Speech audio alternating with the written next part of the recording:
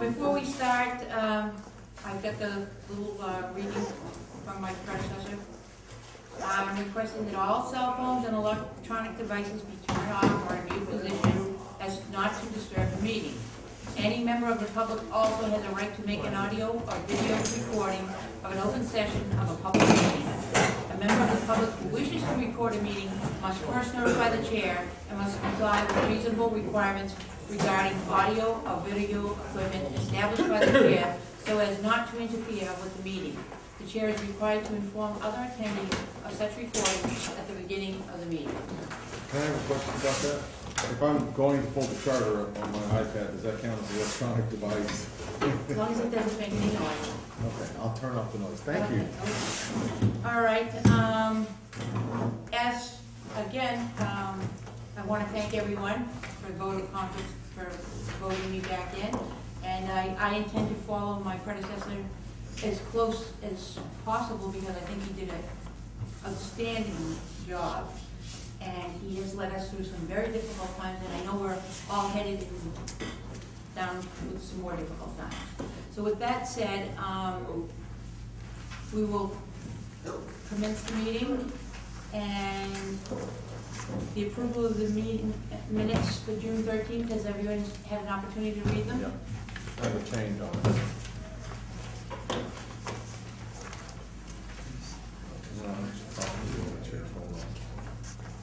And I only do this because I love you, don't I?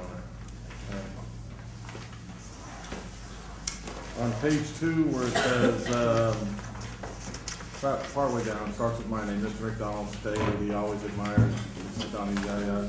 Goes into the, he fills sheet out. Then it says, Mrs. Bronx stated he is glad to see Mrs. Donnie. So that probably needs to be a she. You think? That's the only change I have. Oh, thank you, Mr. for picking that up. How do you get access? Huh? How do you get access to the minutes? I went online and saw April. Do you have an email address yet? No. You need to contact Matt, Okay. okay, and he needs to assign you a town email address. So they get sent out. Yeah.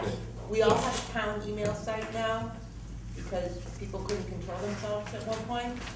So it's monitored and all recorded and yeah, so. Yeah, the other thing, we'll get you some packages for new members, and I'm looking for a disc. You know those discs that that you get at the Mass Municipal Finance, the handbook, they put it on a disc. Did you send that to me? I sent you we have the links to them on the websites as well, which might be easier or harder. I don't have a disc copy. Somebody has a disc copy. I'll look back in my email and see if I can find it. Okay, all right, thank you. But we will get you that. We'll get you a copy of that and the new finance committee members package so you can read through it. And probably a copy of the budget. Do you have a copy of the budget? Only from the town meeting. Okay, well, we'll get you a copy, an updated copy of the budget as well.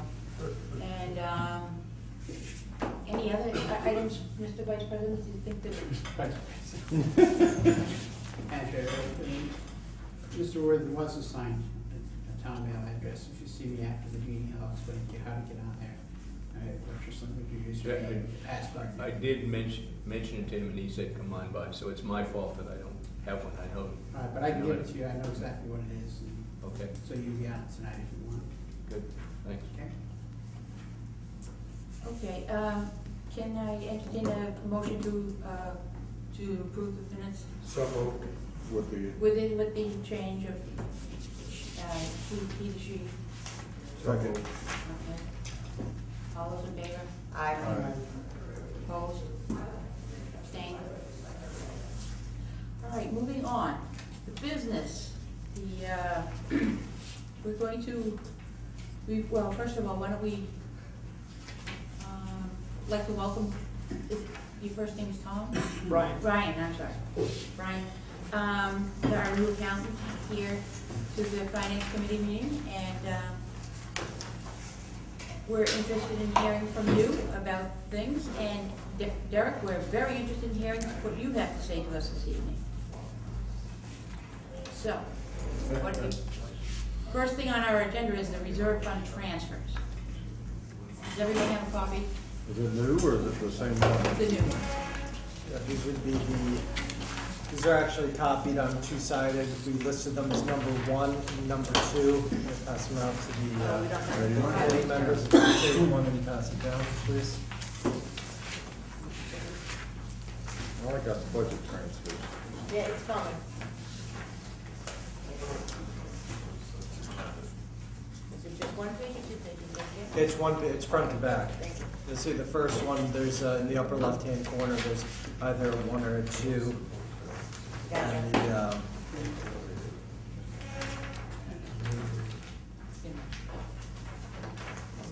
No, I don't think I have one. I'm gonna go around the other two. All right. Yeah, don't be hogging them now. No. Did- No, I do not. I don't have a number two. It's How on many- the It's back. on the back. That's the other two down. Oh, there we gentlemen. Am I allowed to make a crack about an effort to save paper? Probably not a good night for that. Yeah. Be my guest, and it'll be a crap about how long it took. These are the municipal maintenance transfers that we've had on here. The first one, page 1, would be, well, currently in your budget, you have $83,332 in the reserve fund. Our requests tonight are 2, and it would be to basically clear out the reserve fund. One for $61,000, that would be going to the salary budget of municipal maintenance, and the other would be for $22,332 going to municipal maintenance expense account. Mr. Gray? My form has, oh, pardon me. Sorry, wait a minute. Mr. McDonald? I'm gonna try to be good tonight, I told you I would. Is this the FEMA stuff that we're talking about here? This is where the overages come, this is our portion of that, the money where we got reimbursement from FEMA for the hurricane, whatever, whichever hurricane it was that came, the tropical storm. that came. Yeah, hurricane, tropical storm, we embellish and call it a hurricane, but we received 75% of what we've requested. Have we received all of that? My understanding is all the money is in. I don't have a total breakdown of it. I'm working to get it so I can give it to the Board of Selectmen and the Finance Committee for everybody to review. But if you did a quick and dirty and took all the costs, just take municipal maintenance, all the costs that was associated with FEMA, and then how much money you've applied from the reimbursement, does that pretty much match up to 75%? That would be my question. We did receive 75% back on there. So if you're asking, are the overages 25% roughly? That's what I'm Yeah. asking. I would say that you'd be looking at that in the salary lines, but there's expenses that were additional expenses that I believe, I don't know if you received that breakdown. Did you Talking guys? about this one? Yeah, no, there's this one from municipal maintenance. Did you receive that one? No. No. All right. What I can do is run over to the Harbor Master's account, the office, and make a quick copy if you don't mind. I thought these had been forwarded to you. And I know that Mr. Gifford is here tonight and can speak to it, so I don't know if you want. So you're not sitting in the office? I don't want to sit there. Well, you need to have a seat there so the public can review. Good evening, Good evening. and congratulations on the chairmanship. Thank you. She'll tell you better in 12 months. There were a couple of issues other than FEMA that I would like to bring up. First of all, is the retro for my union employees, which totaled approximately $56,000. A town meeting article approved $40,000. Only $38,000 was put back into our budget. That left us a shortfall. The calculation for the retro was wrong. So and also there were union negotiations for my foreman on all on-call wages after our budget was set. And that was a total of $15,963, actually 61 cents. That wasn't budgeted. So these numbers keep adding up and adding up. You know, there was some other smaller things, but they still add up. You know, power engineering, $3,400 for the West Wareham Dam. That's through FERC, something that was popped on to us, that we had to have this inspection done. We've had, and it's gonna go on and on and on. But we've had expenses that we just couldn't control. And obviously, you know, last night, the selectmen's meeting, they're talking about the Christmas decorations, the veteran memorial. Those bills have been paid. The bills that are sitting in the accountant's office are electrical bills, gas bills, bills to the federal government for taxes for gasoline. I mean, these bills are all been paid, even though, and I don't want to throw anybody under the bus, but we were ordered to do this. We were ordered to buy Christmas decorations. We were told with the Veterans Memorial, cost us no, doesn't matter, do it. Well, here we are tonight looking for money to offset some of this stuff. And that's why I'm here. I mean, I just want to bring up the fact that, you know, those bills have been paid. The bills that we're looking to pay, our electrical bills, our utility bills, you have to pay them somehow. And it's one thing, we had put in transfers back in December, the 2 in December, and then there was a town meeting article, we supposed to put a town meeting article in for $65,000. They were all pulled. So I don't know what you want me to do at this point. They're all what? The town meeting article was pulled, the $65,000 was taken out. The transfers I took to the town administrator's office. I don't think he ever saw them. But they were taken to him twice. And what he did with them, I don't know. So we've done our due diligence. We've tried. And here we are here tonight in deficit. And I have to admit, this is the first time since being director in 20 years that I've had to come in front of you looking for a transfer. Do you have any questions, Bonnie? Do you have the total deficit numbers? Because I'm looking at 2 different pages here and I want to understand what's going on. Do you have the total deficit on? I do not. I'll have to turn to Brian for that. I think maybe, It's a total between those two, I believe, that's 61 and the 39. Yes, thank you. That's Okay, well, I'm looking at 2 different pages here, 2 different reports.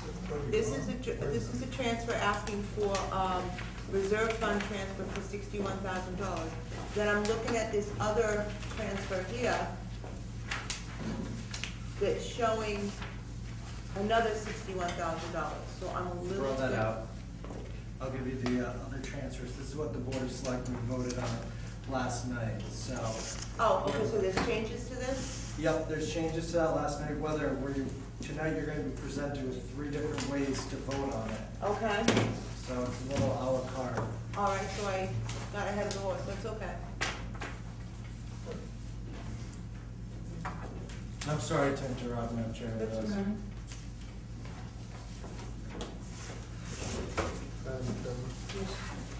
Chairperson, just so I understand, the total in the reserve account is $83,000? that's correct.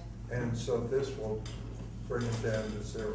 That's last year's reserve, all right? This is just a Okay. Do we know what else maybe is in line in addition?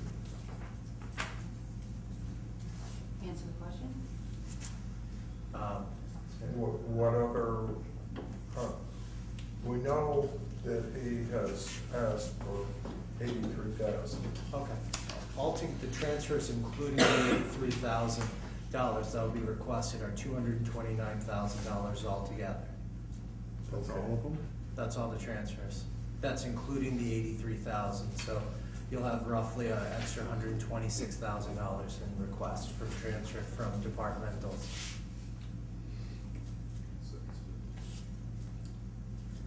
Mr. Trudell? I'm just praying. at No, this moment. you're just looking at me.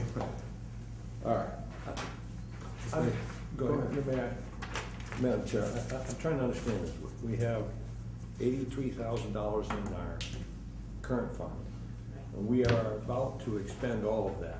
And there are additional requests that will bring us to a negative 100 and some $1,000 worth of chump change. That's what I'm reading, was that not correct? No, that is incorrect. We are asking the first thing, the way to explain it is you're sort of jumbling it all together. The first item is the reserve fund transfers. So what I would ask is we stick to the reserve fund transfers, and then we'll go to the interdepartmental transfers. The interdepartmental transfers are not changing the balances of our budget as a whole. You're merely transferring from one department to another. So there's neither a net gain or loss at the end to the bottom line. Okay. So this is the only one, the 83,000 that you're looking for out of the reserve account? Correct. And that's going to be going to the municipal maintenance? Correct. And Any then- questions? And as far as, through you, Mhm. as far as you know, there were no other transfers going to be requested? Not from the reserve fund. What this is a result of is, last night it was requested, last night the transfers that were requested did not involve the reserve fund. We were able to do it without touching the reserve fund whatsoever. However, they went over the Mass General Law, Chapter 44, Section 33B. So this now alleviates where, if we read the law, we believe that we're doing it within either the 3% or the $5,000, whichever is greater.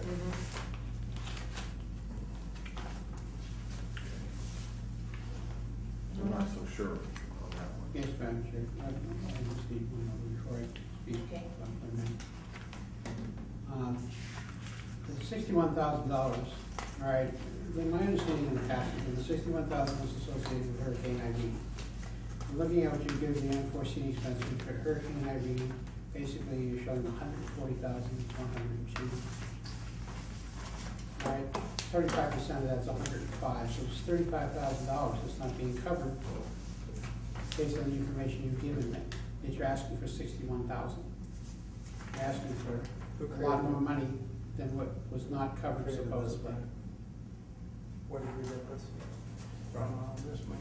Okay, so that's. Now, the other thing is, what they're showing as Hurricane Irene expenses, I don't know if this is what they've received back or what they requested. I've seen amounts at one point of up to $250,000 in requests. I don't know if that was everybody or just. Well, municipal maintenance was responsible for $225,000. You reimburse $225 in the bills? No, we No, weren't no. reimbursed, no, we No, requested. They That was requested 225. You requested $225? on the top of my head, and I think we received 140. You received one for. 140, 139 and change. Out of the 225, Right. that's 75%. Just on 75%. No, it wouldn't be, just because FEMA doesn't have to give you back the money that you're requesting. What the 75% is what they, if they say that they believe, or not, I shouldn't say believe, they approve or falls within their guidelines of, let's say you submitted for $250,000, they may say only $200,000 is approved or falls within their guidelines, then you will only get $150,000. So that's where, if your costs were 250,000, you're not necessarily going to get 75% back. So you can see where, if you're trying to follow it as a pure formula, you're not getting all the money back that you requested or that you expended.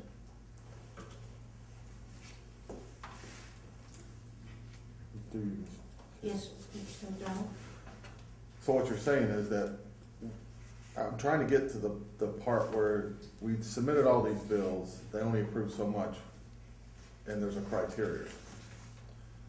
So the bills that weren't approved, I mean, that's where I'm having trouble with. If those aren't approved, are we submitting things that probably shouldn't have been submitted, or is this just somebody up there go, you know, and says that's approved, that's not? I don't know, but that's what I'm getting at, because, you know, this is serious business at this point. I mean, you're clearing out a reserve account, and so if somebody does have another emergency and comes to us, we don't have anything to work with Please continue. at this point. Yeah. So I guess my point is, boy, I'm trying, really, I am. There's several things in here that I know that, and I'm not, please don't take offense to any of this. There are several things going on in this process here that are disturbing. Number one is, when was the hurricane? Back in September. All right, so when was the last reimbursement? About, I'd say within the last couple of weeks. Last Okay, couple of weeks. before that, okay, that one I'm okay with, but several of these expenses that I'm looking on here, they concern me because there are things we probably either should have budgeted or something we should have covered in that May special town meeting. Several of these things in here, in my opinion. And now we're faced with a couple dilemmas here. Number one is we're clearing out a reserve account, and if we approve these, because I don't believe that they're under that cap. It's either 5,000 or 3%.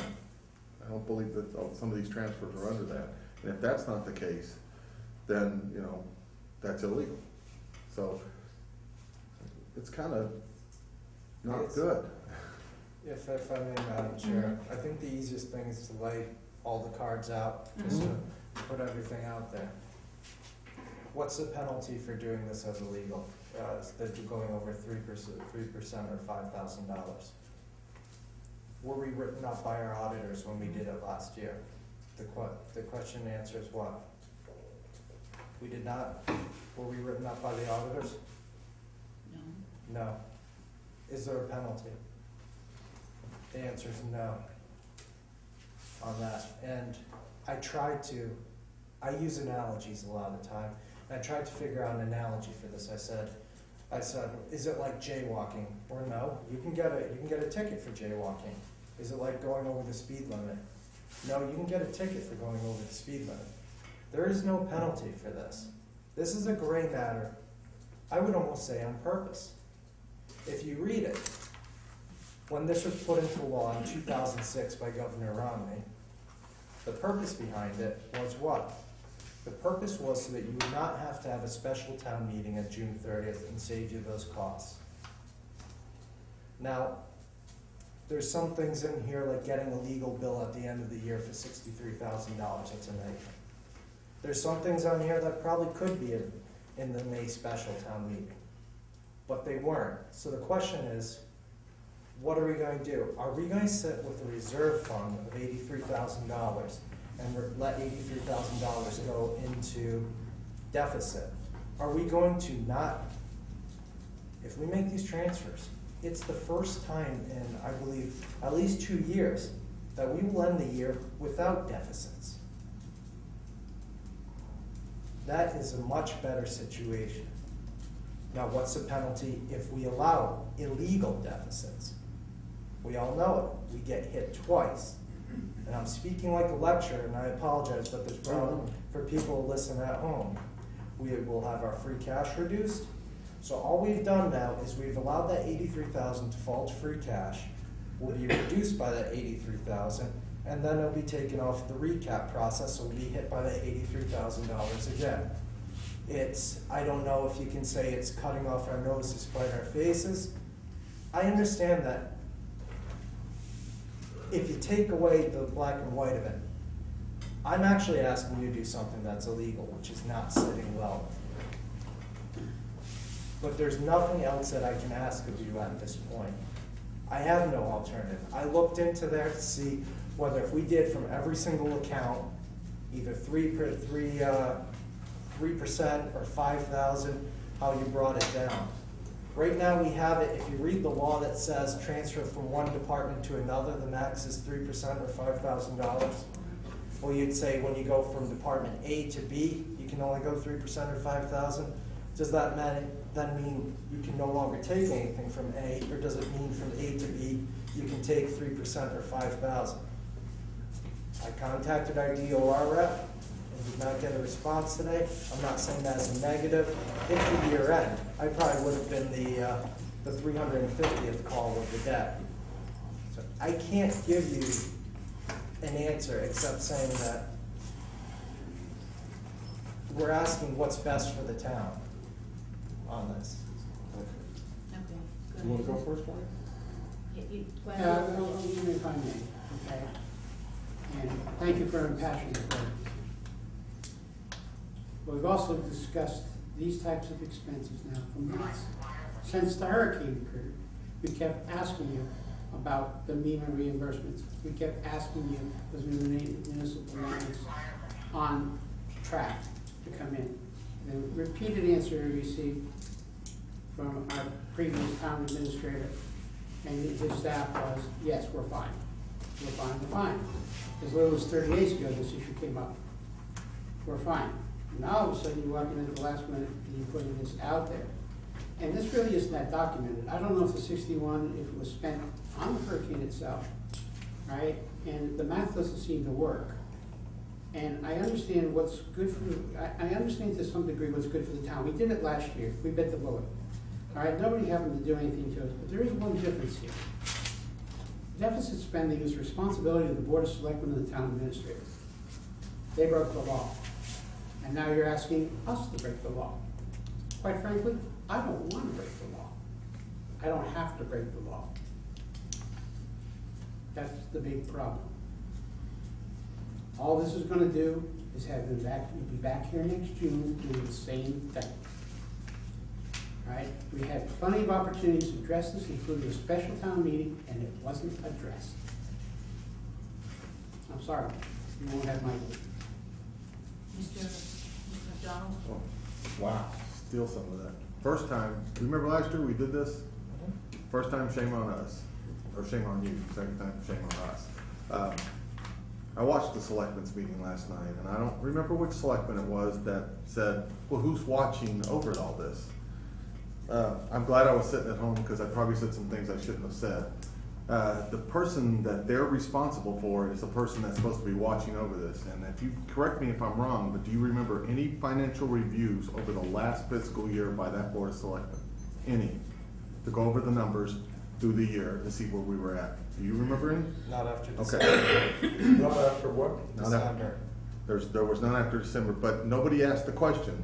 And then they want to ask at the end of it, well, who's watching over this? That's their responsibility to know. If they don't get the numbers, as we've done in the past, we go to the people that give us the numbers, and we don't, first time we ask, second time we ask a little harder, and eventually, I guess, somebody goes down and sits in your office until we get the numbers. The point being is that that's their responsibility. And if they have to ask the question, well, who's watching over this, then we got a bigger problem, which is they're not watching over it.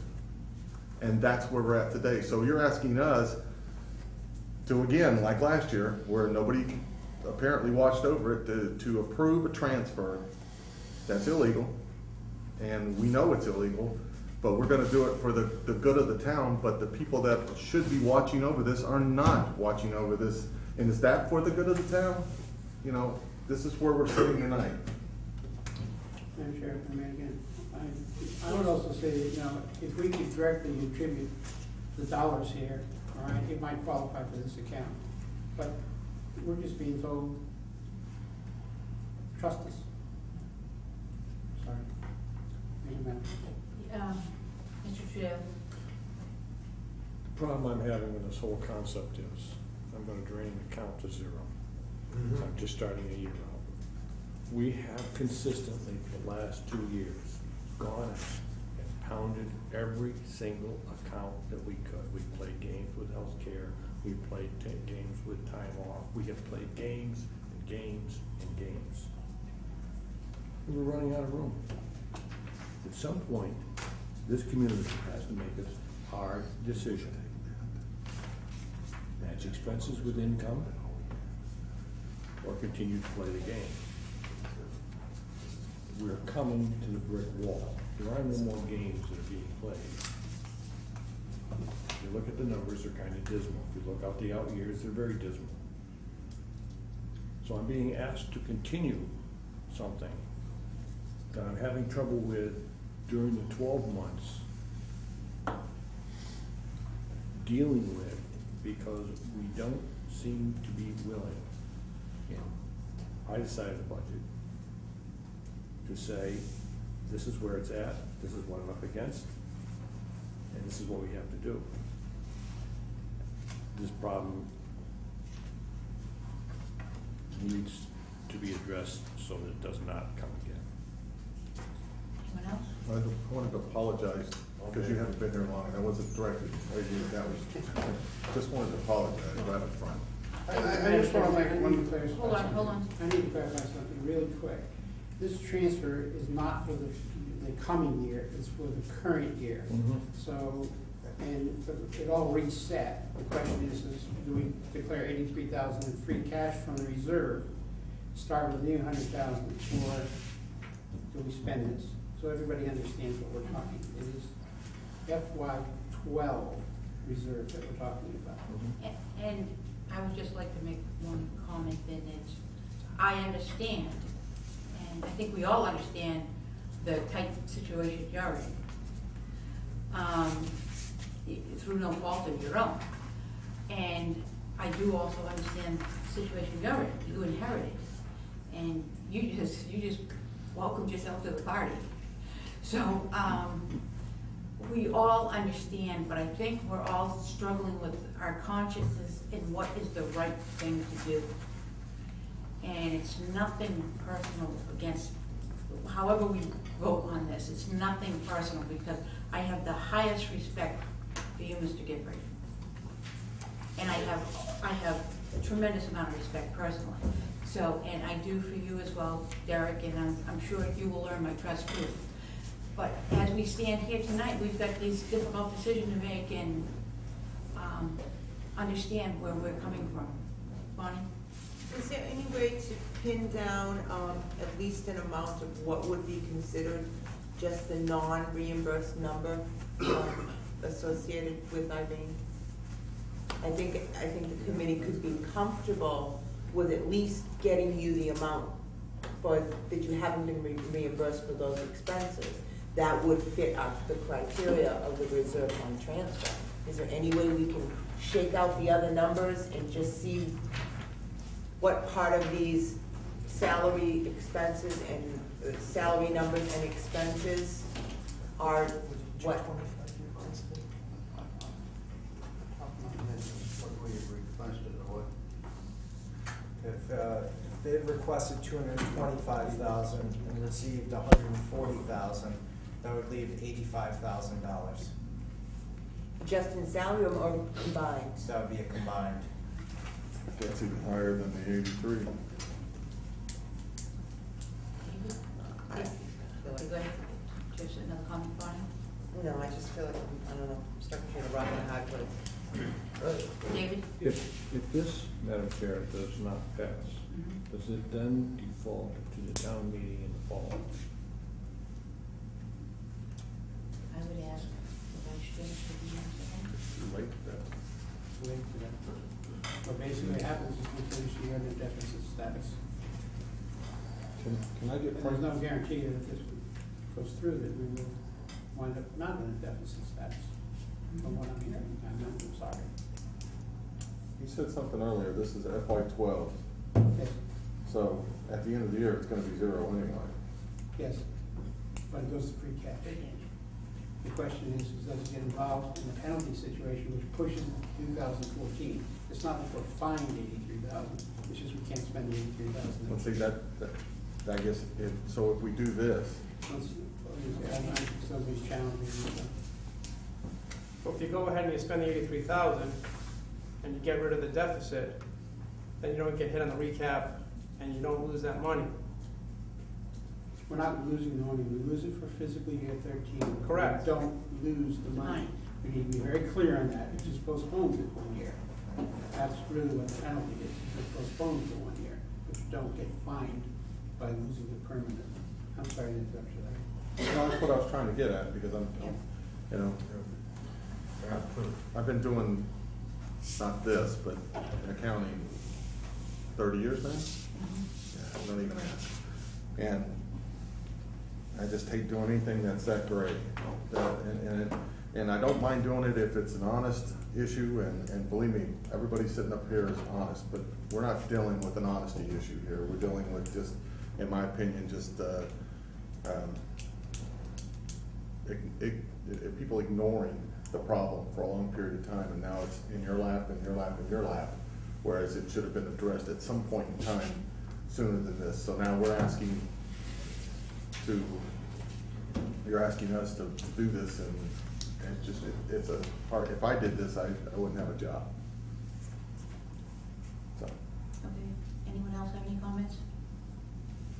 Mr. Wade? Help me out. If we don't do it, what happens? If we don't do the transfer, Yeah. It goes to I'll that. defer to Mr. Sullivan, because he explained it previously, and let's try again. Yeah, so we have $83,000. If the reserve fund closes out with an $83,000 balance, that $83,000 goes to free cash. If we end with a deficit, then our free cash is reduced by $83,000. However, in FY13 during the recap process, for 1 year we are lowered by $83,000.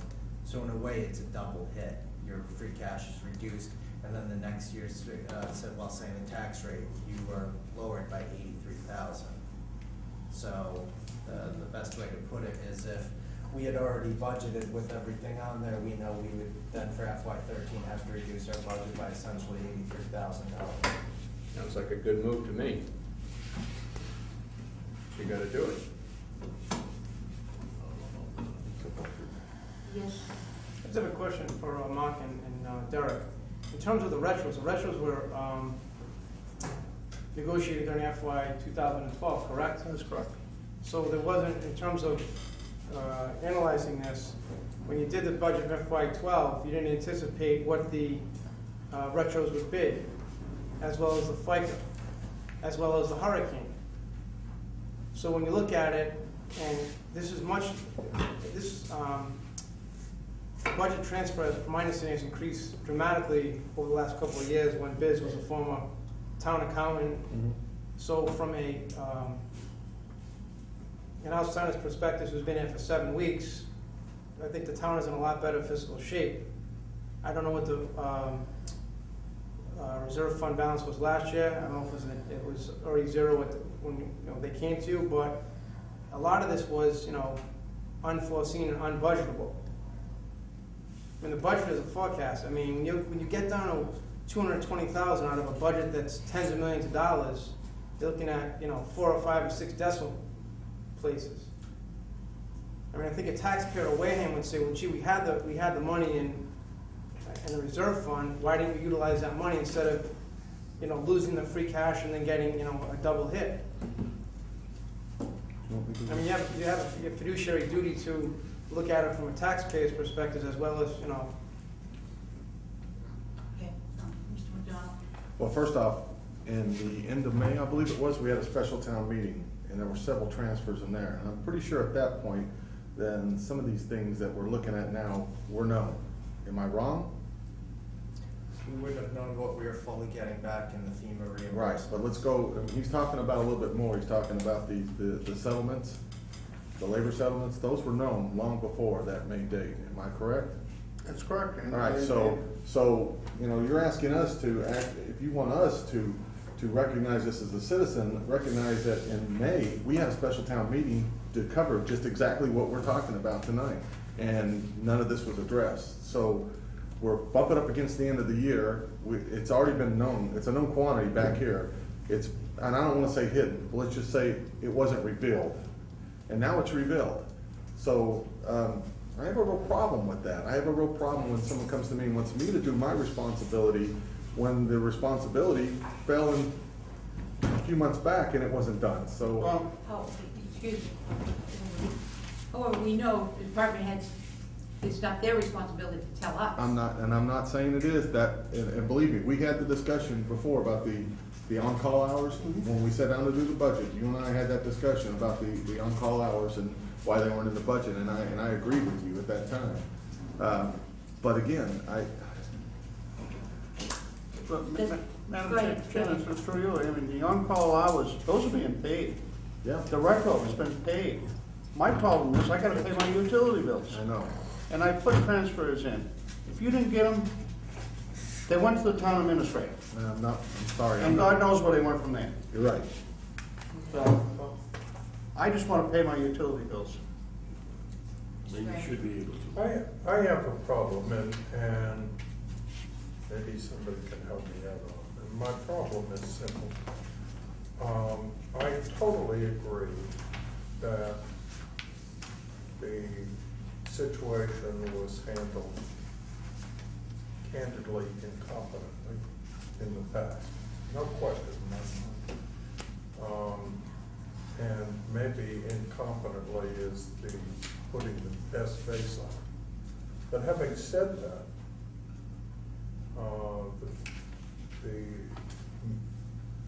most of the people who were involved in that are no longer here. Town administrator isn't here. Got a new accountant.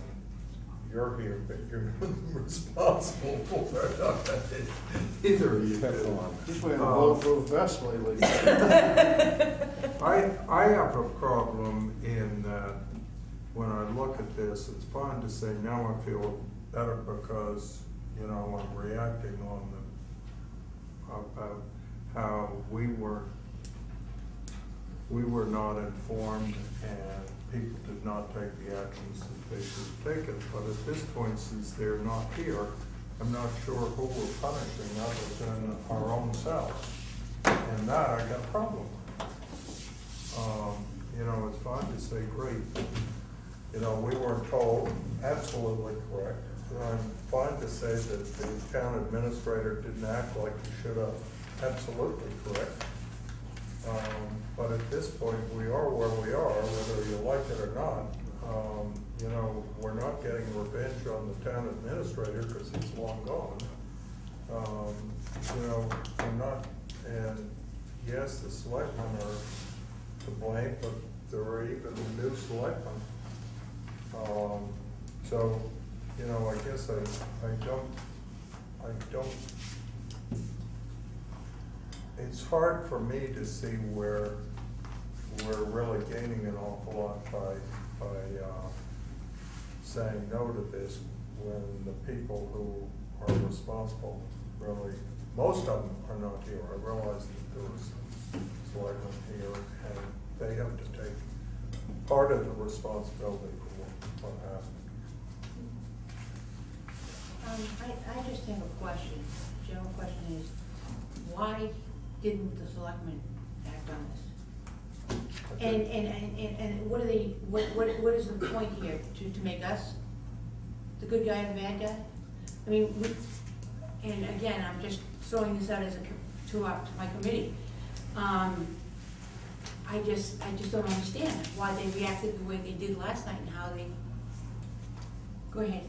Just a quick question, does this reserve fund transfer take care of all municipal maintenance problems, or you got more? No, that's it. Okay. Go ahead. I want to come back to one thing, though. Okay. The reserve fund is not meant to be a piggy bank, a slush fund. There's something for people to come back and say, oops. All right, so no matter, you know, we're gonna set a precedent tonight, one way or the other. All right, and that's what we're gonna think about. Now, this happens to be coming at year end. We also know how many times it came to us during the course of the middle of the year, and we flat out said no. I hear you. okay? So, and I'm not trying to shoot myself in the foot, I'm really not. But as I said previously, this one we can, I have to admit, there's no real legality on this one if we do it, but we're saying that it's not in the spirit of what the account's supposed to be. We look at the chart of accounts, and a nice description on the accounts and what it's supposed to be. If we can tie it to the hurricane, I would say bless it, but that's not what I'm hearing. But if you wanna go that way, you know, fine, but you are establishing a dangerous precedent. And how would you define the reserve fund, and Frank? The reserve fund has always been defined as for unanticipated expenses in the category of emergency. It's not a simple case of, oh, something happened, and we had to have some overtime. We couldn't possibly plan for that overtime. Quick, go hit the reserve account. It's not even that much money in there, right? This was intended for things like hurricanes, that's what I'm saying. Everybody knew what the account was for. And if the money was, if all this had been brought back in that context, it would have been an easy vote for us. But it's not in that context. As far as the double hit, et cetera, and whether or not we deficit spend, I think as we go through the rest of the evening, you're gonna wind up in a deficit spending situation anyways. Otherwise, you know, what we're looking at here is, are we gonna break the, you know, the lesser of two evils, are we gonna break the law for the second year in a row? Because there's no punishment. This only perpetuates what you're going to hear when we get to the audit at mid-year. No progress. I hate to be harsh on this stuff, but people, we've got to wake up. We are also facing, in like 11 days from now, or 14 days from now, an election where we're looking at overrides and debt exclusions because we have not got our financial house in order. And I hate the lecture, it's like you hated the lecture, but that's the case. Because why would you keep it in order? All I gotta do is come back at the end of the year and say, I got $83,000, give it to me. Oh, Mark didn't spend all the money on his, let's transfer it over to the accounting department. My apologies for addressing this. All right, but that's what we're getting into. That's the precedent we're setting. And I agree with Donna. I don't understand. It's not like the selectmen sent us a plan and said, this is how we're going to cover the whole 223. It came to us and said, oh, it's 223.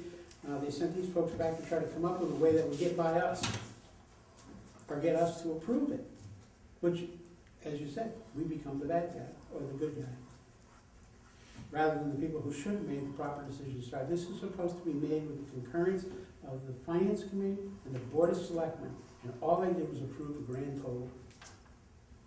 No. Hold on. Done. One last. I promise you. What did they approve last night? You were there. Yeah, let me present hand this one out. I think it's the copy that you all have, which are municipal relief act budget transfers. This was the paper that they were given. And Same thing we got? yeah, that one right there. This one did not contain any we didn't go with the $83,000. So if you did the transfers like this, they'd be over the 3% or 5,000, but you would not have touched the the reserve fund. So what did they approve? They approved this as written? They approved a total amount of transfers of, I believe, $229,901. Is this considered a transfer? This would be a reserve fund transfer. But it's not considered this a budget transfer, right? Well, the top it says budget transfer. I know what that says, Okay. but this is a totally different thing. Okay. So, I wasn't being facetious when I said I'm offering you 3 ways to vote tonight. okay.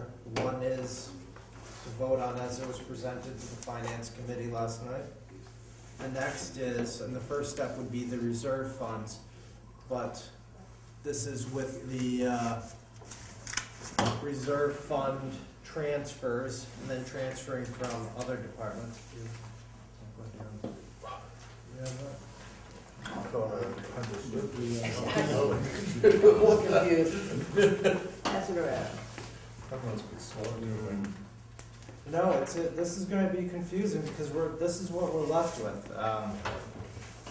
We have a total amount of $229,000 in change that we need that some departments are in deficit.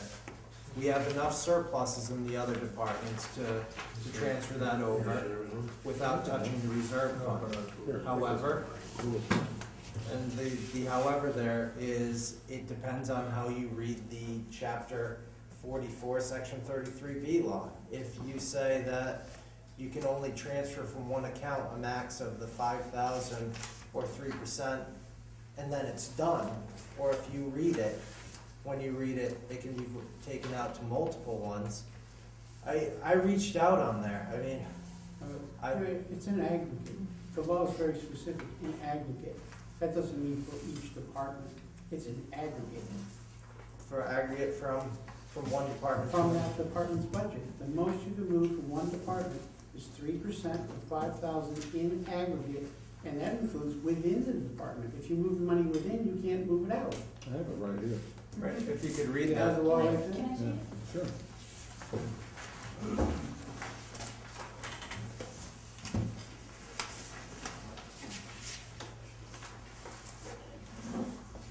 I don't know where we go.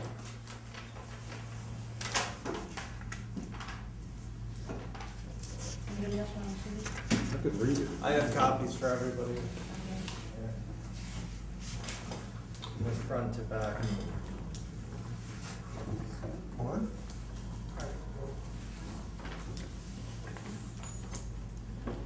You passed that one. Madam Chair, do I read it out? Or? Yes, please.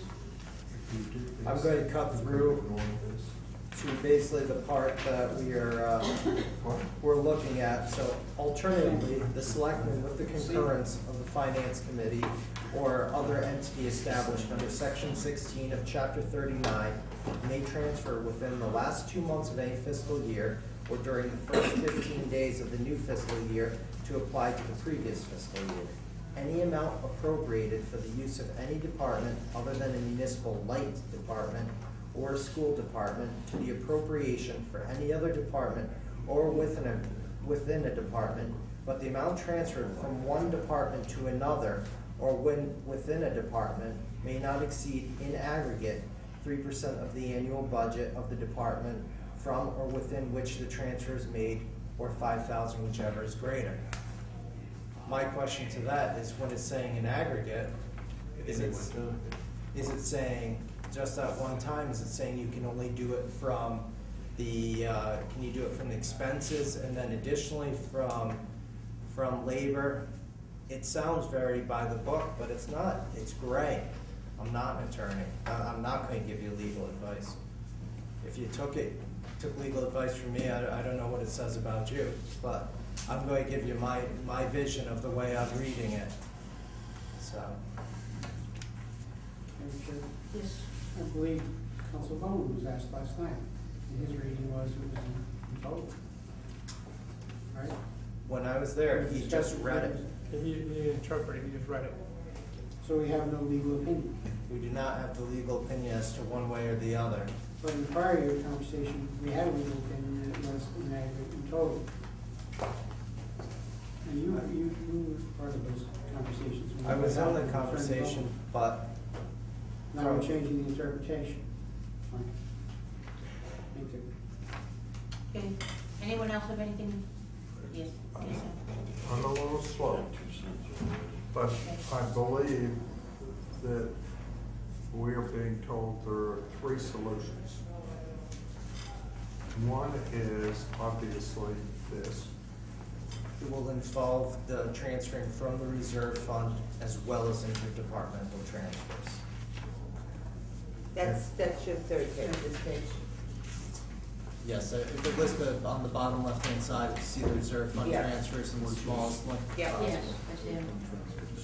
So it would be it'd be the 83 plus the 146. Correct.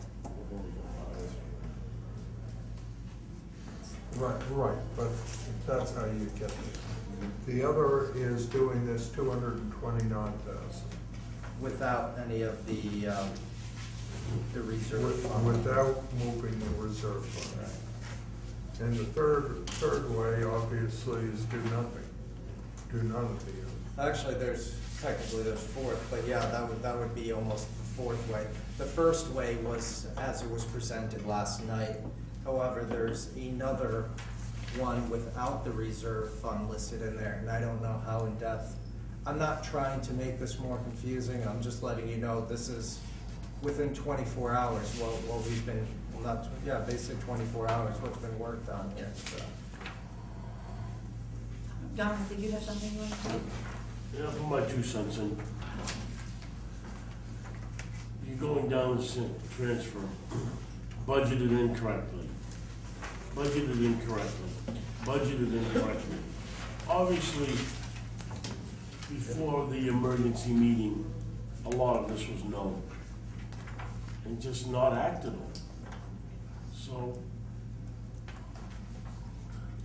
you know, where was the ball dropped? You know, it's just something that I'm having trouble trying to put my finger on. It's almost as if, you know, we're being put against the wall with only one choice. And that kind of bothers me. And I don't know, you know, why it's being done, or is it being done, or is it just something that happened? That's just my 2 cents, that's all. Oh, Bonnie? What is the 58,000 legal expenses on the union negotiations anyway? Was that other attorneys that were necessary for the? Correct. That was attorney Robert Garrett, and we received his bill for the full year in June.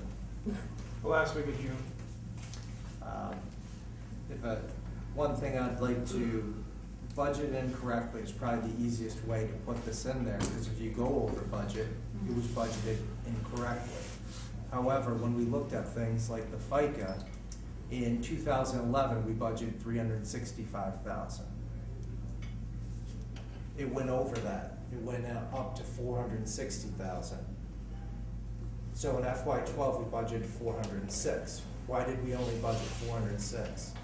According to the reports, there was a one-time hit of $54,000 for the FICA. We also had less employees this year.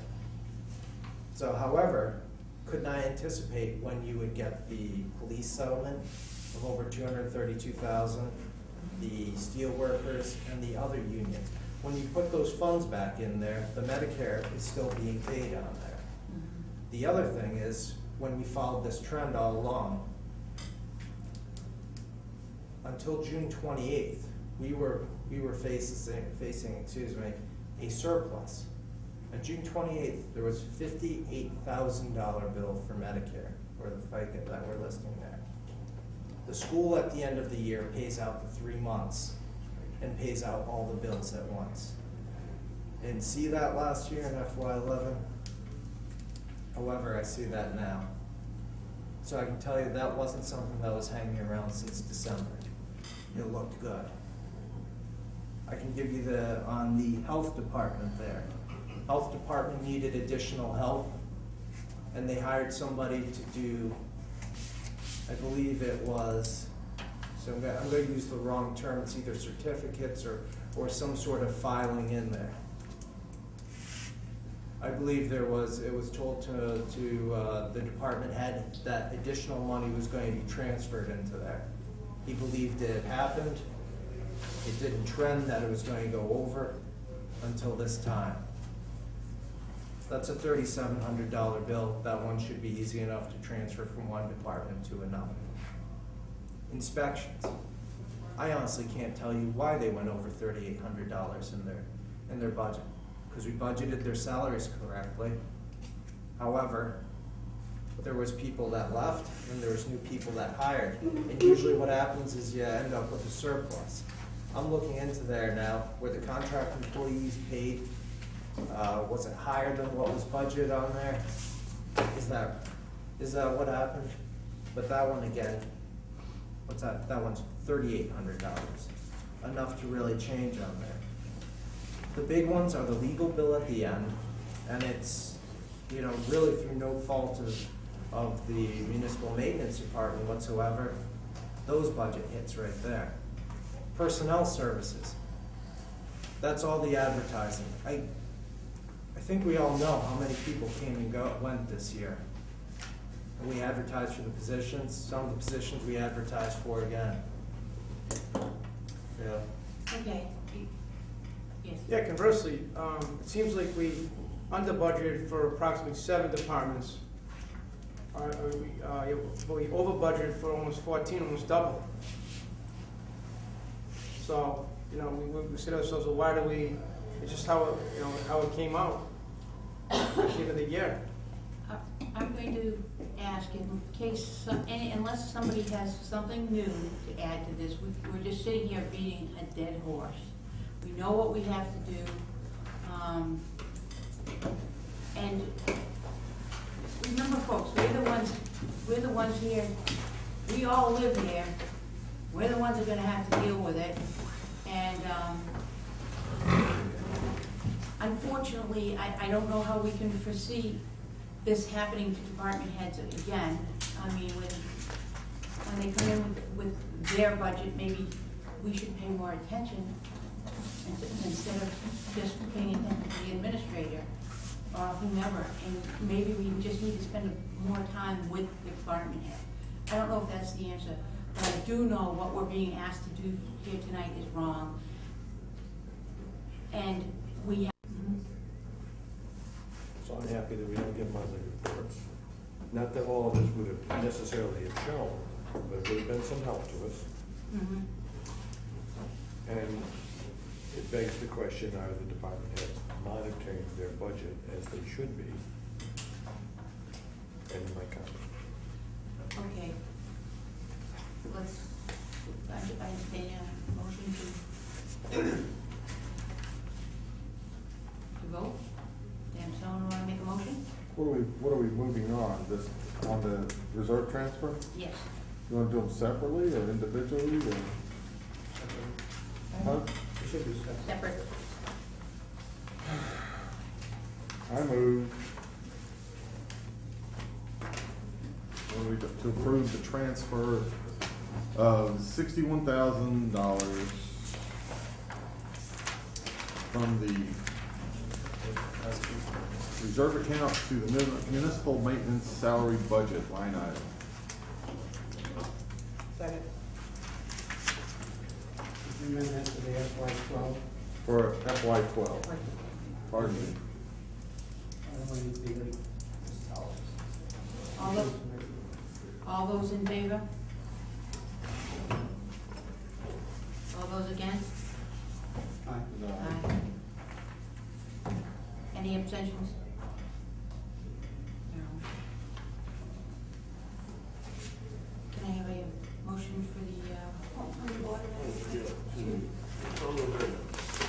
going to say, I'm sorry to hear that the frustration is still as evident as it was. Before I took my year of vacation, I'm not officially sworn in because I was away last week and I haven't been to town hall, so I am not going to vote. thank you, and thank you for coming back. Yes. We're gonna vote on all of these separately, that's what I heard. Mhm. So this vote here was just 61,000 for municipal, for the hurricane. That was just, Right, that's right, am I? Yeah, we don't have the transfer on that. No, we're, That's just reserved. no, we're just voting on these two issues, the 83 is it, and the 22? it's a 61 and the Six- 200, the 22,332. Exactly. We're in the motion for the second one? Well, I'm not done yet. You got it? Just for these two right now. Because these two could end up. This one says 83, you said 61. It's 61 and I'm sorry. 2020. All right. Oh, that's our balance on our account. Yes, the other, 22, 332. The transfers are both for municipal maintenance. Correct. These are both for the, basically the hurricane problems, right? Don't you know what, under my misunderstanding, can we re-vote, please? Can I change my vote, please? Who seconded it? I could, You second it? Anyone take your second back? If you wish to do that, I'm not sure. Do you think it's- Make a motion to reconsider, please. Thank you, that's what you Okay. need to do. Second for reconsideration. any discussion on the reconsideration? Do you think it's gonna change anything? I would just like to change my vote, that's all. Okay. All those in favor? Aye. All those opposed? Okay. All right, then I withdraw my motion. You don't have, You know? You don't have to, we're reconsidering the vote. Now we're reconsidering. Then I will withdraw my motion motion. turned to the floor. Floor, yeah. Now we need another motion. No, you already have it on It's right there. Should we just revote? Yep, Yes. just revote. Okay. the floor. Revote, revote. Okay, all those in favor? Aye. No. Okay. All right, all of those in favor of transferring the $61,000 from the reserve to the municipal maintenance. All those in favor? Aye. All those opposed? Aye. Aye. And any abstentions? One. So we're good. Now, do we have that straight? Okay. Thank you. Okay. Can you announce the vote, The vote was 7-1-1. It's actually a 7-1-0, she doesn't. I'm sorry, 1-7-1. please? Yeah, I don't know if I should be standing and just not vote. Just not vote. I just won't vote, okay. She's an observer. Yeah, that's right. But I get to sit at the big girl table. Yeah.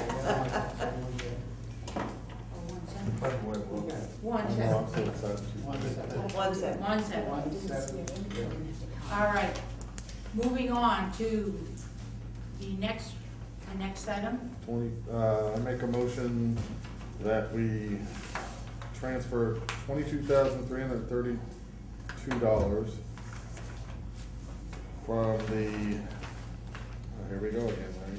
From the reserve account to the municipal maintenance expense account for fiscal year 2012.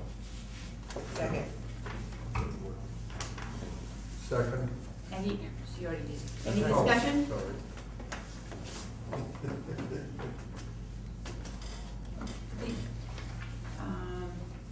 No discussion being made? All those in favor? Aye. All those opposed? No. Aye. There's no exceptions, so we're 1-7 again?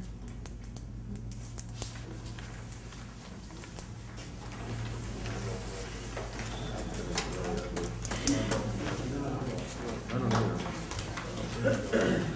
Madam Chair, there's a question behind you.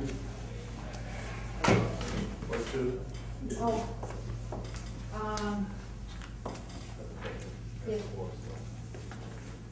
The Board of Selectmen voted last night, they voted for the total amount based on the request coming through the town administrator to use the reserve fund, and then also the modified request not to violate each 3% or $5,000.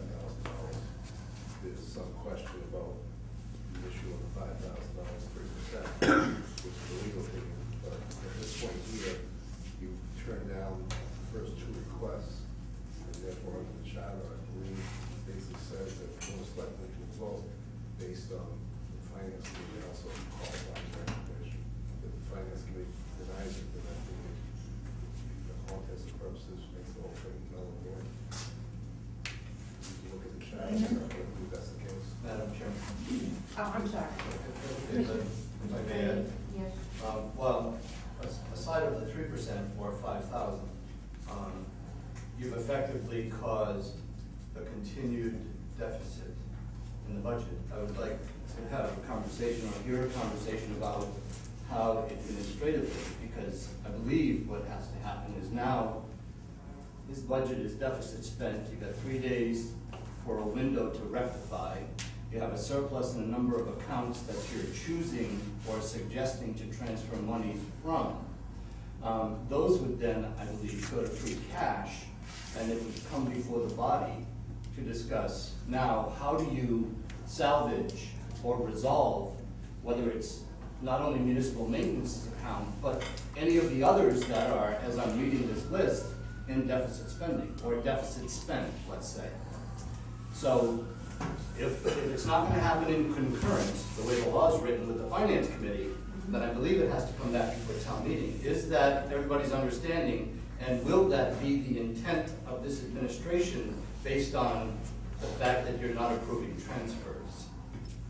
Or at least the first two, there are others, I guess, that are being requested. Mr. McDonald? I'm not sure how to answer that because obviously we only had 3 days?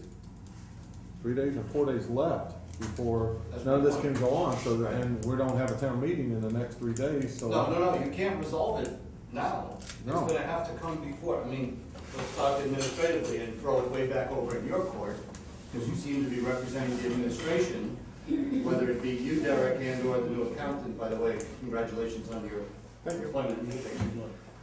Nonetheless, you've got a number of accounts that are in deficit spent. And so in that, you obviously have identified a number of accounts that have surpluses. So will those accounts now become free cash, those values, those amounts, and be put as a lump sum back before a town meeting come October to satisfy these deficits? What is going to be the administrative plan? I believe that the administration, together with this finance committee, need to be on the same page here with how this is going to play out. Cause effect, let's talk about it. Madam Chair, if I may. Yes.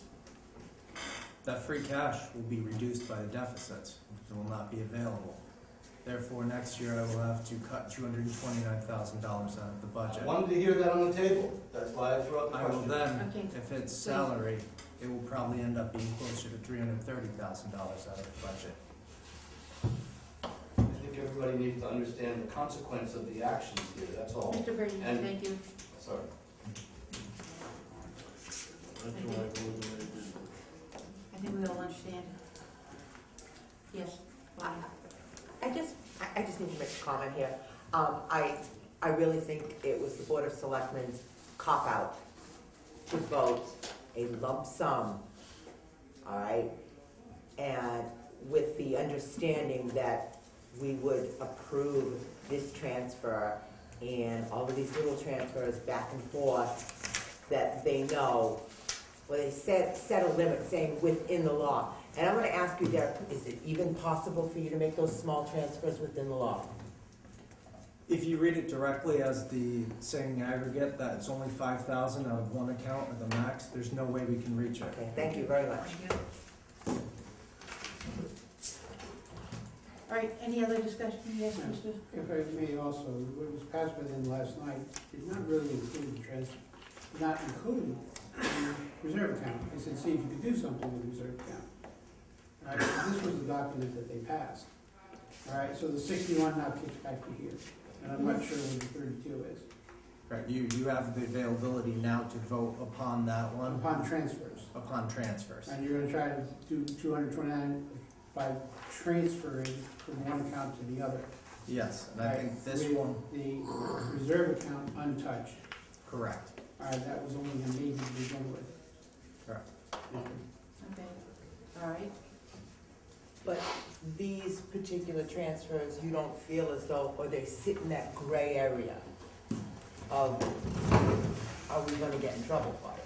There's, the best one that I can put together probably is, and I'm sorry for all the paper, but at least you know what we've been going through here. So if you can look at this one's going to, you'll start seeing the budget, what the budget was originally, whether 3% is more or 5% is the max left in there. So you'd see on the first one, selectmen budget, what it was budgeted. You'll see the question 3% or 5,000. 5,000 is the higher amount. You'll then see the surplus amount in that account. So $38,000 left in the selectmen's account. You'll then see if you transferred only 5,000 to personnel out of there, only 5,000 to the FICA, only 5,000 to municipal maintenance, so forth and so on, going through there, you would see what that would look like. It will also give you the surplus left over at the bottom. And then you'll go through as a selectman, town accountant for that blessing. Okay. Thanks.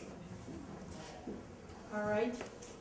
Yes, Just, thank you. Just for clarification, Derek said we had 3 choices, or 4 if we choose to do nothing. So the second sheet he handed out, the one Municipal Relief Act budget transfer, is the down on the left-hand corner, has the reserve fund transfer. Correct. Can we refer to that as option number 1, which was already off Yeah, the table? right, Okay. option number 1 That's is, option number 1, and that's done because we didn't use the reserve. that's correct. Right. So option number 2 is what the selectmen looked at last night, the first piece of paper that we actually had that has the 2 columns, 229,901. So we'll call that option number 2. Thank you for organizing that, yeah. Okay, so this is now option number 3. Correct. That you just handed out to us, that is within more or less the bounds of caps. If you, the gray area. The gray area that we'll call it. Could I, certainly. does option 2 and option 3 solve your problem? The option 2 and option 1 is the one that was voted down. Option 2 and option 3 solve the problem. Both of these solve your problem. Well, the one that the selectmen voted on last night, on the total amount, they're Which just, is that, this one? That's option 2. that's Option option two. Your left hand, right. Right. 229.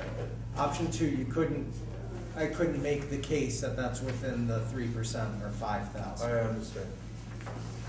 But, and this one? Option 3, I could make an argument and advocate for that one as being within the Just 3% multiple or bucks. 5,000. Correct. Any other? Madam Chair. Yes. Option 3 is like wishful thinking. They're hitting one account. I mean, look at the sheet, it's like redoing the budget. And I understand the consequences going forward, it's like redoing the budget. So, and we're being asked to, as Bonnie said, it's like we're passing to us, and there's things that had already showed it, but blowing away. Right, and now they're asking us to justify doing this, but on the contention that there might be, a deficit that we will face at the beginning of next year, 100,000 of which is community owned. Right, the other problem that, in my mind, that continues as comes up in this is,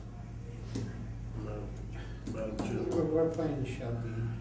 Madam- Go ahead. But, Let me, Dominic Sorry. first, go ahead. I mean, I know that the vote's already been taken, but all of these options are actually wrong, okay? I mean,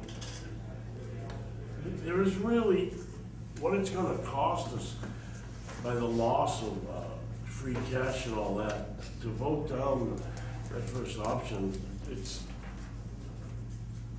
I believe it could, I know it's wrong, and I believe it's wrong, even though I voted for it, but that's it's the only really way to go, I'm sorry, because it's gonna cost us more in the long run, buying any of these other options. Don't get me wrong, it's all wrong. Right on the table says wrong here. And we have to, we're in a very delicate But situation I right now. understand that, but is precedence, or how about pride, or I would not think there would be It's any gotta- personal feeling no. here. they threw it in our lap with really only one way to go. That's not true. Oh, Go ahead, go I'm ahead. sorry, it's true. Now that we, It's true. And the big guy's always right, but he knows I'm right. now that we're at this point where the money's back into the original 229, I believe it or not, and he's gone, so he's not gonna have a heart attack when I say I partially agree with him. If we don't do this, then we already know, I mean, we have a really good idea of what kind of issues we're gonna face in 2013. I don't think that the public knows as much, but they should. And we also know that it's illegal to transfer it, but as Derek put it, we either do it that way or we end up suffering a huge chunk of a problem on top of the problem we already have laid out for 2013. And I'm not so sure that, given all those problems and putting them together, we'll be able to survive. Plus, I feel a little more comfortable, even if I don't feel comfortable about the legal part of it, but I feel a little more comfortable taking it out of a salary line item than I do taking it out of the reserve. Because that, as Frank said, that sets a precedence that, and we've seen it in the past where they've come to us and ask us for money and then turn around and it's something different. But with this, we're taking from other accounts. Now, I don't want to do this, but if we don't do this, we're going to compound the problem for 2013. And that's where I'm I at. think the problem's gonna be there anyway. Well, it's already there. Go ahead. I completely agree with Larry. I don't like any of this whatsoever. I would feel better if I heard from a selectman. There's one selectman here who is new, and I would feel better if I heard assurances from him that this would not take place in the future. I'm not sure if he's willing to give that assurance, but I think we've got to do something at the end of the day. I agree. I think that's collected. Is this Selectman wish to speak? I don't think he probably wishes to, but he might. Last night's meeting, it was brought up, I guess by myself, about chapter 44, section 33B. And I expressed very simple plain English that I objected to it based on violating Mass General law. We take an oath when we become a selectman not to violate Mass General law. So it's a serious issue for a selectman. We had two choices. We didn't drop it in the FinCom's lap. We made a very difficult decision with some information from the town council and the town administrator. That this was, neither choice is a good choice. Just understand that. Whether we voted not to do it or to do it, we'll go good answer. We made a choice basically about what was the least impact to the town overall. Am I happy with it? No. I know one of the selectmen is very unhappy also because we know we're violating the law. You're not supposed to do that. But we're in a situation where, we want to be right and we penalize the town long term for a number of years, or we want to sit there and take the hit that you violated the law. I'm willing to take the hit and say I knowingly violated the law. Mr. McDonald. You want some? Let me just finish one thing, I'm sorry. Okay, please. As far as going forward, I did make a suggestion, which I don't know if people heard in here about having an audit committee formed, which was going to be made up of 3 people and stuff, and go forward so we would not run into these situations. We'd be better shape, more, basically more slightly more proactive in setting guidance as far as budgets, et cetera, which is what the charter says we're supposed to do. So I can't guarantee you what's going to happen immediately, but the pieces are starting to put in place to actually look at this. Because this is all brought to life. And this is, the bottom line is, I've gone on record that I feel we're responsible. At the end of the day, we're supposed to be here to take care of this. We haven't done our job. We'll leave it at that. Mr. McDonald had his hand up first, go ahead. Just help me with the thing we were gonna address later anyway. I went on record earlier saying I believe it's the selectmen's issue because the comment was made by a selectman. Who's watching the shop? Well, the selectmen are. But I guess in my mind, it would help me if somebody would make a motion or do something on the selectmen and say, we want to have a financial review every quarter, every month, whatever it is, something so that we know somebody's watching the shop. That's your charge. And that'll make me a lot more comfortable that somebody is. And the second part of that is the audit committee does not present financial statements. All an audit committee will do is to review the audit and see how we're doing against the audit, or the management letter, whatever. That the responsibility of presenting financials should be, I believe, the town accountant and the town administrator to the selectmen. So that should be that, but, and I'm willing, because I don't know you, you're new, and I'm willing to say that, with a good town accountant and a good town administrator, we won't face this problem next year, or we'll face the smaller things, but, we did this last year, here we are again. next year, the answer, next year, if we're here again, the answer is no on anything. Because that means we didn't learn from our mistakes. And, you know, this is the second same mistake. So we need to fix this and not have this again. Okay, Mr. Dunn. Bonnie, you had something to say? Yeah, I mean, I feel as though, you know, I really want to clean this up for this fiscal year. I mean, I hate to see us have to carry this over and, you know, especially when we know there are going to be more problems coming in FY13. And to have this sitting on top of it is just going to, it's just going to make it 10 times worse. So, I mean, whatever, if option 3 is a way to get this cleaned up and get it out of the way, then I think that's where we need to go. As far as not knowing it was going on, and you know, I will forgive the junior selectmen who just came in, but you know, I'm sitting on a report right here that we asked, you know, what the trending was and what was going on, and it just wasn't addressed. And the fact that I know the selectmen have this piece of paper too, so they should have done something about it long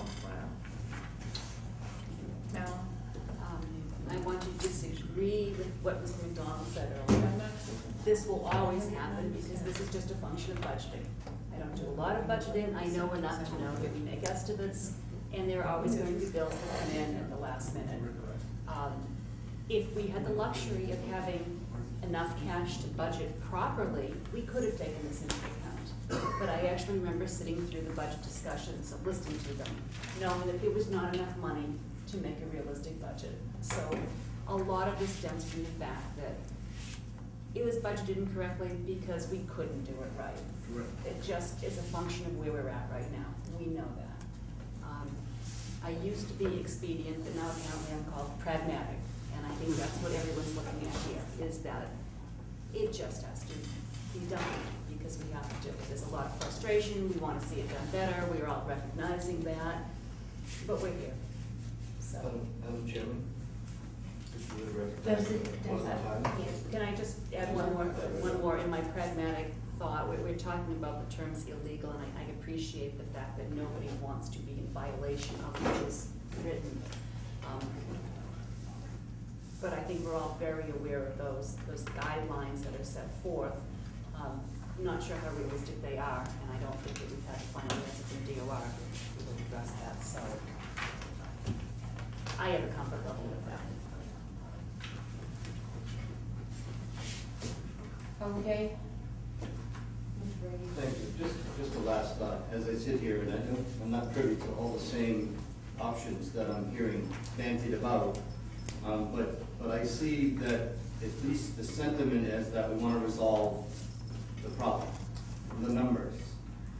And I would suggest that you can do both without violating any law. I don't know what all the options are, so maybe it's already an option on the table. But there's certainly the mathematics. While I don't agree that there's a gray area in the law, mathematically, you can figure out your limits on any and all surplus accounts, and then go ahead and consider transferring any balances that are not covered by the limits of the law, and still resolve all the deficit problems you have and not violate the law. I would not encourage you by any means to violate the law. That's why the laws are there.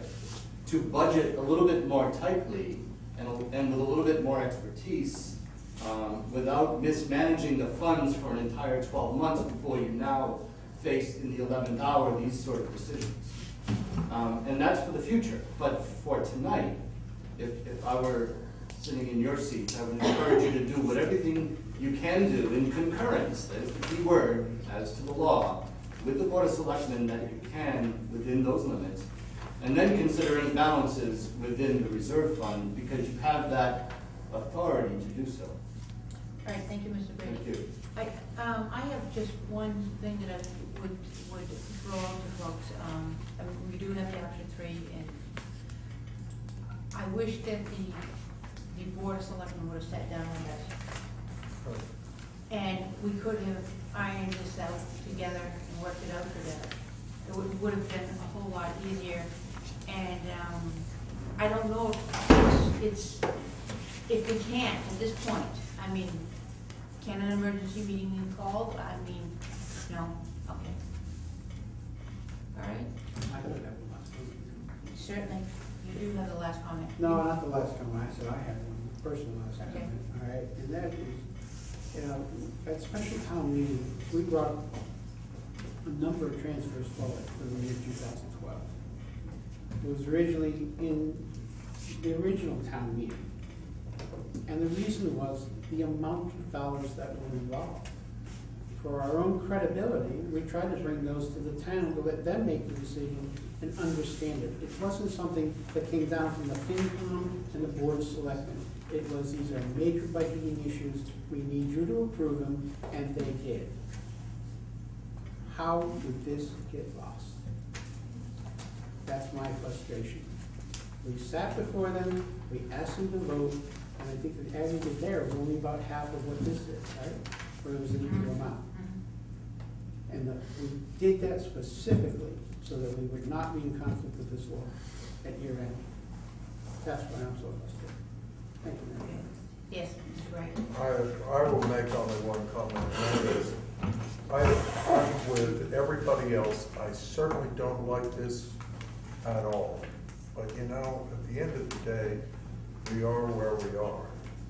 And I think in all good faith, we can't shoot ourselves in the foot and cause even more of a problem than we're gonna have in the next fiscal year. Because we all know we're facing a real problem in this coming year. And I just, you know, I'm frustrated with the way this was handled by the town administrator and by the selectmen. But we are where we are, and I think we've got to try and do our best to fix it. And again, we do represent the people of Wareham, Does- especially the people of Wareham. We have to decide. One last comment, Mr. You know what, McDonald. I've already taken my allocation for the night. Does this include the municipal maintenance piece? Yeah, I see it. It's just, Just man, MM. if I need about 4 hours to figure out exactly what you did. Everything that says MM expense, says MM salary, MM and MM expense. So that's gonna clean up your issue. That's gonna clean this, that's gonna be this, only in a much higher format. Yeah, within the, it's not to sound cute, but it's death by 1,000 transfers, okay, that's what you're seeing, so. Did- One last comment, Mr. Gray. One last comment. Just a question.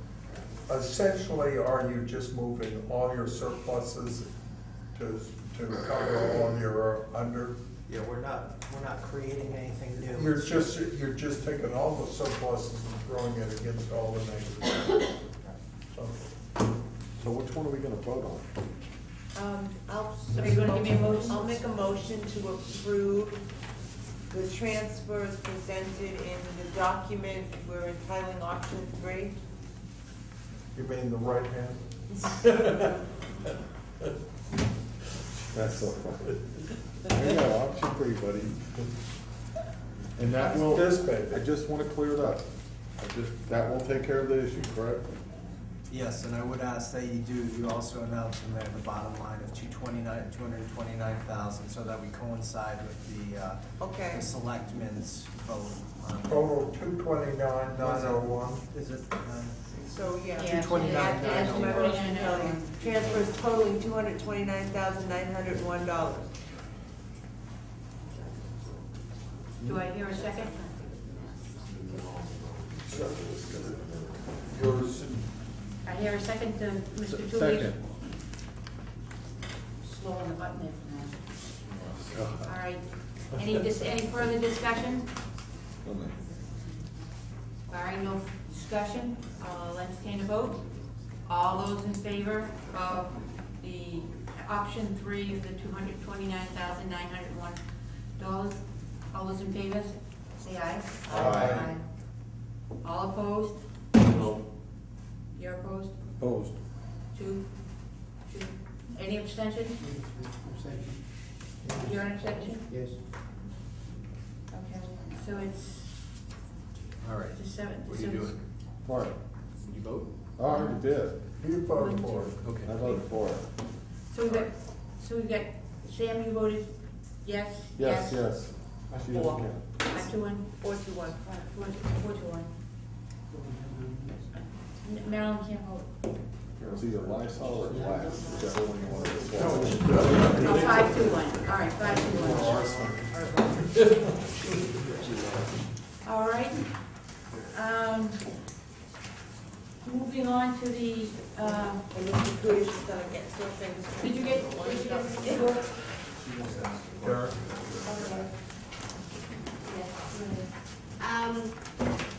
As a Wareham resident, I'm hearing this, and we've gone to a special town meeting, and I attended several budget meetings and heard all these issues. While the financial analyst and the new accountant are here, I wondered if they could go on record and tell the FinCom and the residents that they will keep an eye out so this does not happen again. That the FinCom will be informed, they can inform the residents and voters, and they will inform the selectmen in a timely manner. Oh, thank you. Okay, there's no action on that. But I think the message has been loud and clear, and I'm hoping that, well, the way our town government currently goes, a town administrator can do what he wants until he gets caught. So I'll just leave my comments. Okay. All right, moving on to the, reserve fund transfer to Upper Cape Cod Technical. Yep. There's, Go ahead. we have the, reserve fund transfers, as we probably all know, when we were putting the budget together during town meeting, there was a vote to level fund the Upper Cape Cod budget to the FY12 number. That was gonna leave a surplus of $220,000.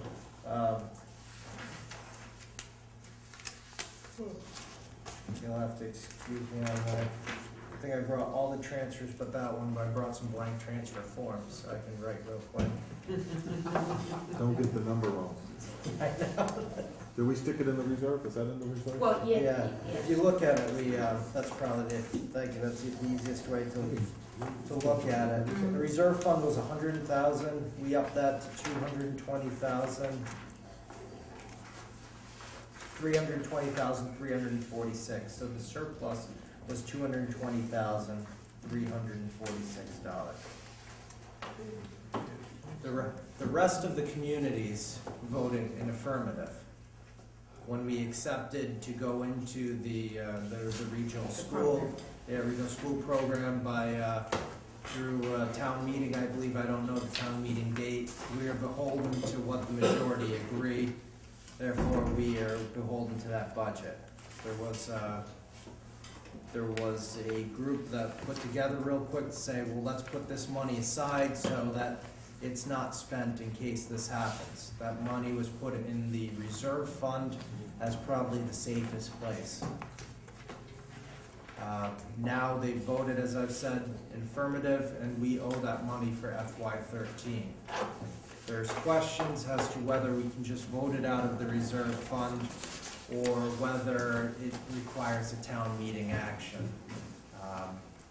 I'm going to give you just my simple opinion on there, and again, whatever is going to happen with that. My thought behind it, real quick, was when the town voted to accept the provisions of that regional school, the town voted to accept that if all the towns voted, we were beholden to that budget. So I don't think it's a sort of way to go beyond what town meeting voted. And go ahead, Mr. When we got this, request for a transfer from the reserve fund, it said that there was $83,000. That's last year. that was last year. It's 12. We were talking 13. My apologies.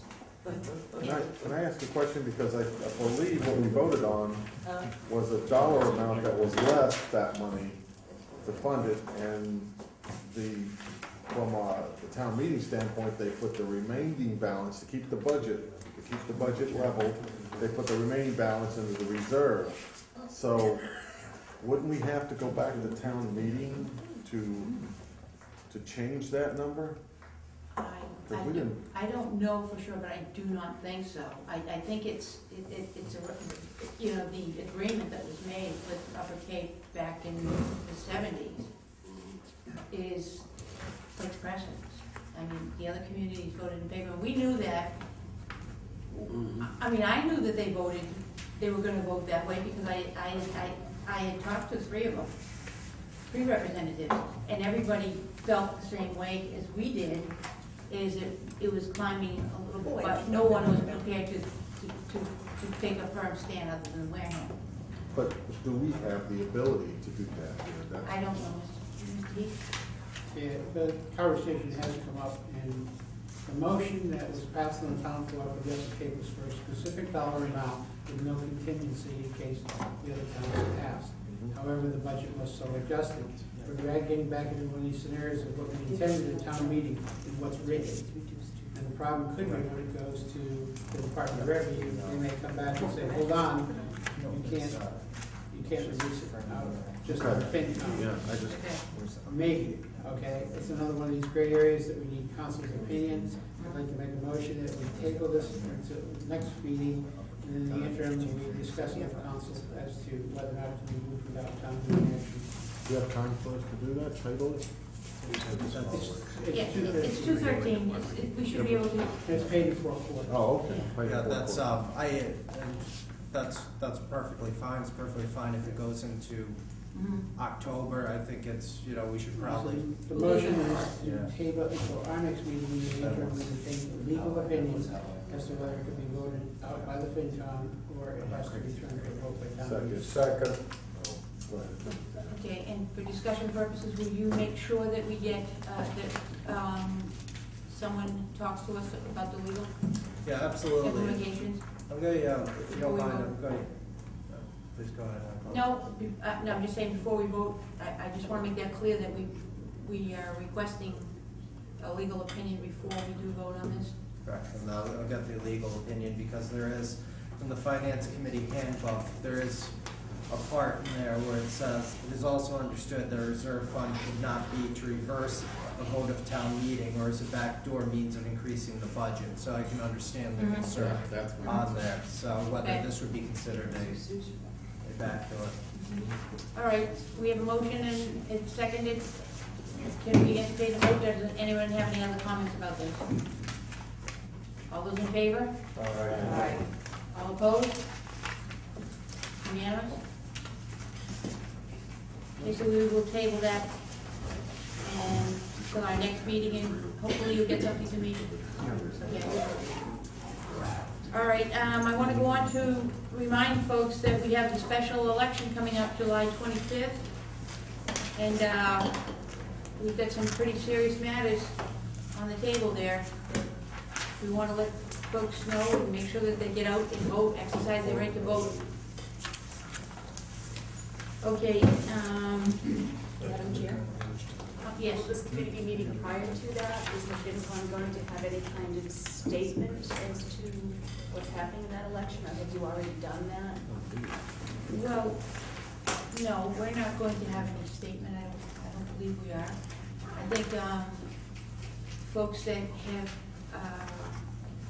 have favored the override and the deficit spending have made their wishes known to folks.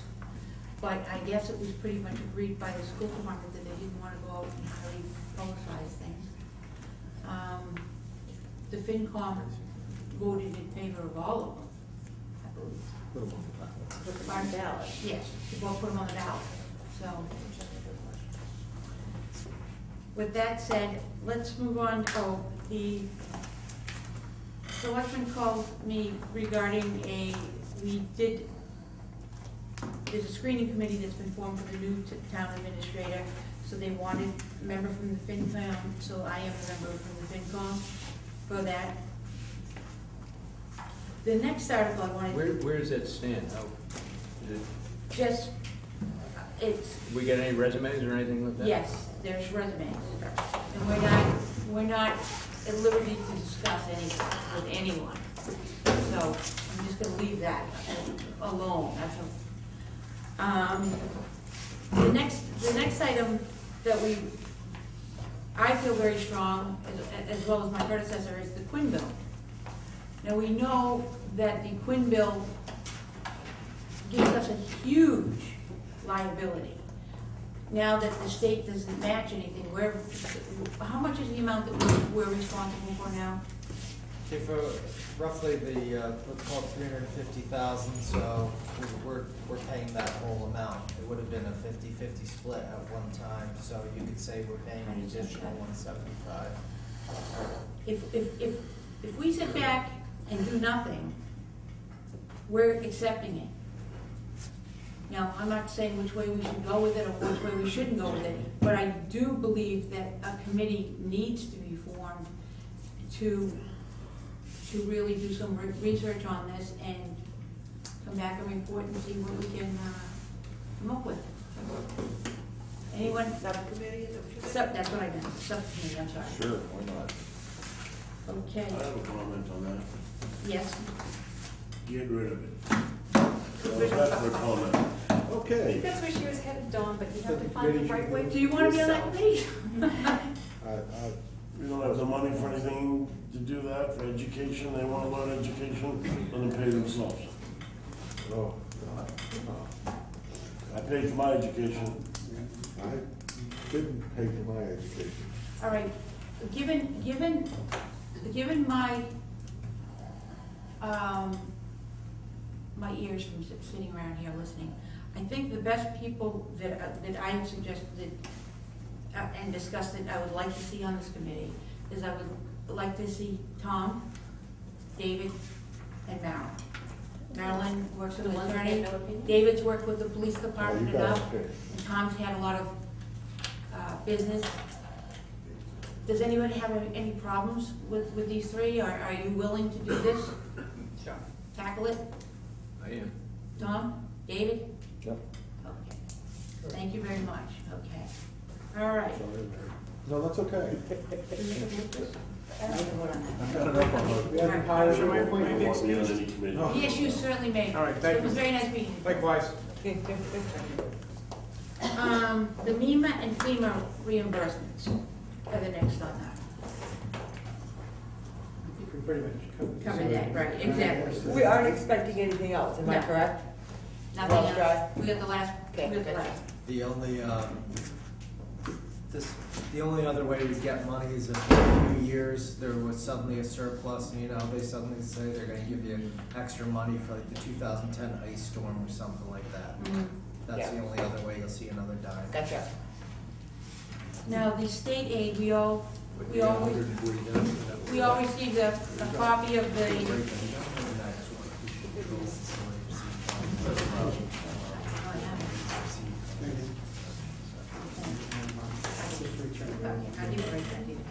you all got a copy of this? The state aid that came out, we ended up with, they gave the Department of Education, it's what was passed, okay.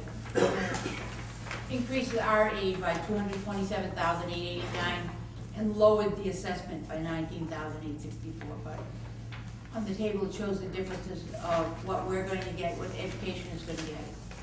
So that's a little bit of good news. Anybody have any comments about this?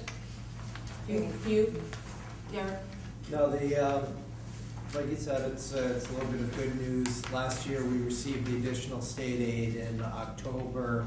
It was promised to be in the numbers for this year. When we first saw them from the governor, it wasn't there. So this is a bit of a good news, and probably the first time in our trend line that we've been seeing a positive over the last few years. So How are we gonna spend it? That's, the school is going to get their money, and as to what's going to happen with the general government, I would have my suggestions, and I'm sure other people will want to spend it, but I don't know if spending it's the right way, or whether we should hold on to it for any emergencies, given how tight we are next year. Okay, school transportation. Go ahead. Go I ahead. agree. Just an update? I've been in communication with, the last phase of my relationship, I've been in communication with the superintendent. Non-net school spending account had a $300,000 deficit. To cover that, they stripped all the money out of the transportation revolver. Transportation revolver is used to repair the buses. There is no money going from year to year. They're starting whatever they collect in fees now, or how the buses are rented, or what will be available to pay for, the repairs that need to be done in 2013. The amount they took out was $240,000. The deficit was 300. So the other 60 was taken out of the choice revolver. The school choice. Money's received because other towns have come to us. Okay? There are some questions about that. In all honesty, you're looking at non-net and net. The money was moved from net to non-net because of the transportation deficit. The choice alternative was not to pay the new bill to the municipal maintenance department. All right? So there is no school deficit, there is a grade situation, basically the same thing. How's it gonna impact the town? Best way to do it is to strip off the revolvers, send the money over and deal with the issues later.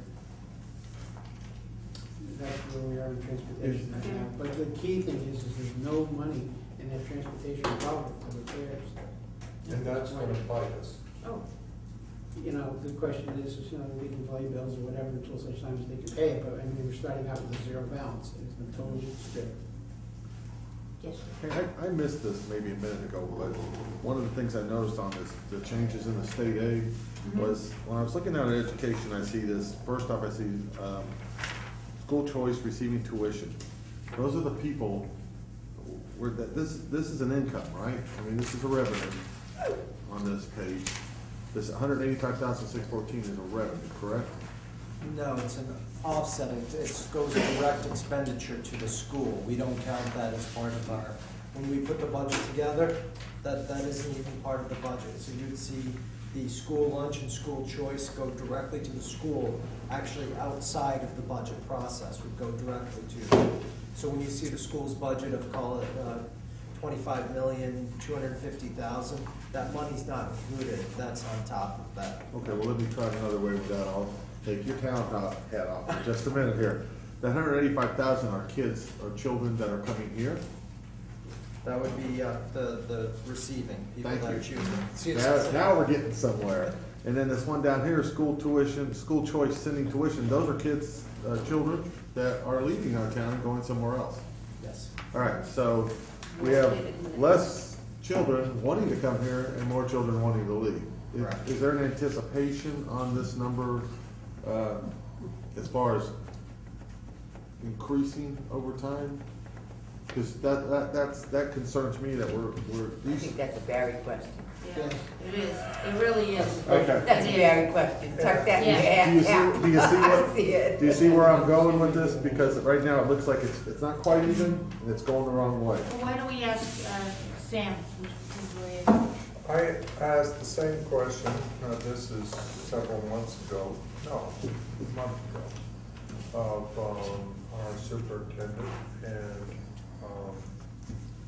his comment was, yes, he expects to see more of this.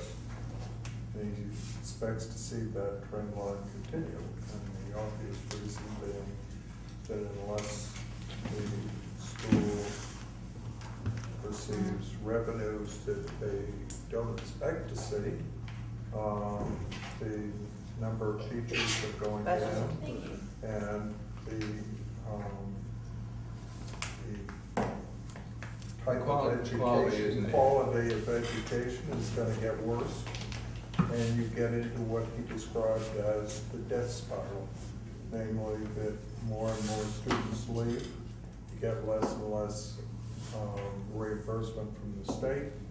And if this continues along and your school system continues to And I would believe it would be the better students more inclined to leave it. you're losing all your better students and those who care about education. Thank you for taking that. I think I've solved the problem. What? We gotta get this one under B, number 2. Local share of racing taxes. We gotta put in a horse racing. Okay, here we go. Agreed. May I have a quick question of Frank? On the transportation, is this still based on cutting transportation for all over 8th grade? No, this was finishing the year. They came in short $300,000 For compared to this what was year. budgeted for this Well, For year. this year. And they used the revolver to cover it, okay? And usually the revolver's used for repairs, and they used the revolver to cover it totally. They stripped 240 out, and then they had to come up with another 60, and they took money out of the school choice revolver. That was a questionable action. But what do? You don't go deficit. Otherwise, the town would have had to cover the $60,000 deficit. Any other questions on the transportation? Council on Aging? Madam Chair? Yes. Oh, right behind you, I'm sorry. Yes. May I just interrupt? You moved a little quicker than I realized you were going to do, but may I just make one comment on the Quinn bill? Just a very quick. Sure. When your committee talks about that, if my memory serves me correctly, that was an issue that came before town meeting to be approved. So I would think that if there were any changes, although it is a negotiation with the union, if there were any changes, I think one of the other things you may want to investigate is whether that would also have to come back to town meeting to modify the town meeting original vote. I expected Just wanted to that. throw that out. Well, we have already, Frank? Come on. The reason why I put the subcommittee together, we anticipated all these things. We saw a copy of the contract that was signed in '74. There is no other signed contract for an arbitration involved in lieu of a second contract. All right, and it states clearly in the contract, it was by vote of a special town meeting. And that's one of the things that we want to find out from the council, is that means it doesn't have to go back to town meeting if in fact we're going to pay it. Okay? I'll go, if I can, for the committee members, we'll go a little further on this too. What brought this, truly brought this up, Mr. Paulson beat us for a long time about, hey, the state's not reimbursing us. There was a great question as to whether or not we had to cover the state's reimbursement. A couple of months ago, the state Supreme Court came back and said, no, you don't. The town can opt out. All right, and we are still paying the Quinn bill right now because we haven't made a decision whether we're going to opt out or we're going to continue. We're just paying. All right, if we go through another additional negotiation, it's our understanding, if we sign another contract and we've been paying it by precedent, we would have to continue to pay the Quinn bill. These are all issues that the committee is going to have to work with. I encourage you, I can give you all the information I have. We've been looking at this for, ever since the court ruling came down. But it was a little bit of a surprise when we saw the contract and said it was by special town meeting. We need to find out that we have to go back, because they would have accepted the understanding. And by the way, it refers specifically to the Mass General Law, chapter and subdivision, so it doesn't alter the law. It's the language that's in the state law is what the town meeting agreed to. So we really need to find out. That's why the subcommittee is to work with our attorney, town council, and find out what we need to do. What happens if we don't do anything? If we just ignore it, etc. Nobody seems to have any answers again. And as Eric said, we're talking probably some $165,000, although there is a, and that may not necessarily be the case too, because the contract has a 2% and 4% incentives that are not part of the Quinn bill. The education numbers we kick around have that 2 and 4% there. So that has to be backed up before we can get a clear picture, and there's at least one contractual problem as well. All right, but the number will exceed $100,000, no doubt in my mind. So that's why we've asked, that's why this is subcommittee. Okay. Did that answer your question? Yes, thank you. Thank you. Okay, did we get to the Council on Aging? No. We Okay. were there though. Well, yes, I know. This is just how it's going to impact financially that we're basically looking at. It could have a rather significant change. Am I not correct there, Mr. Heath? Don't exactly. Well, because Council on you've been Aging- the, Council on Aging, the position of director was eliminated. right. There seems to be some confusion as to who's supposed to do what, right? Who's administering a number of different things, et cetera, right?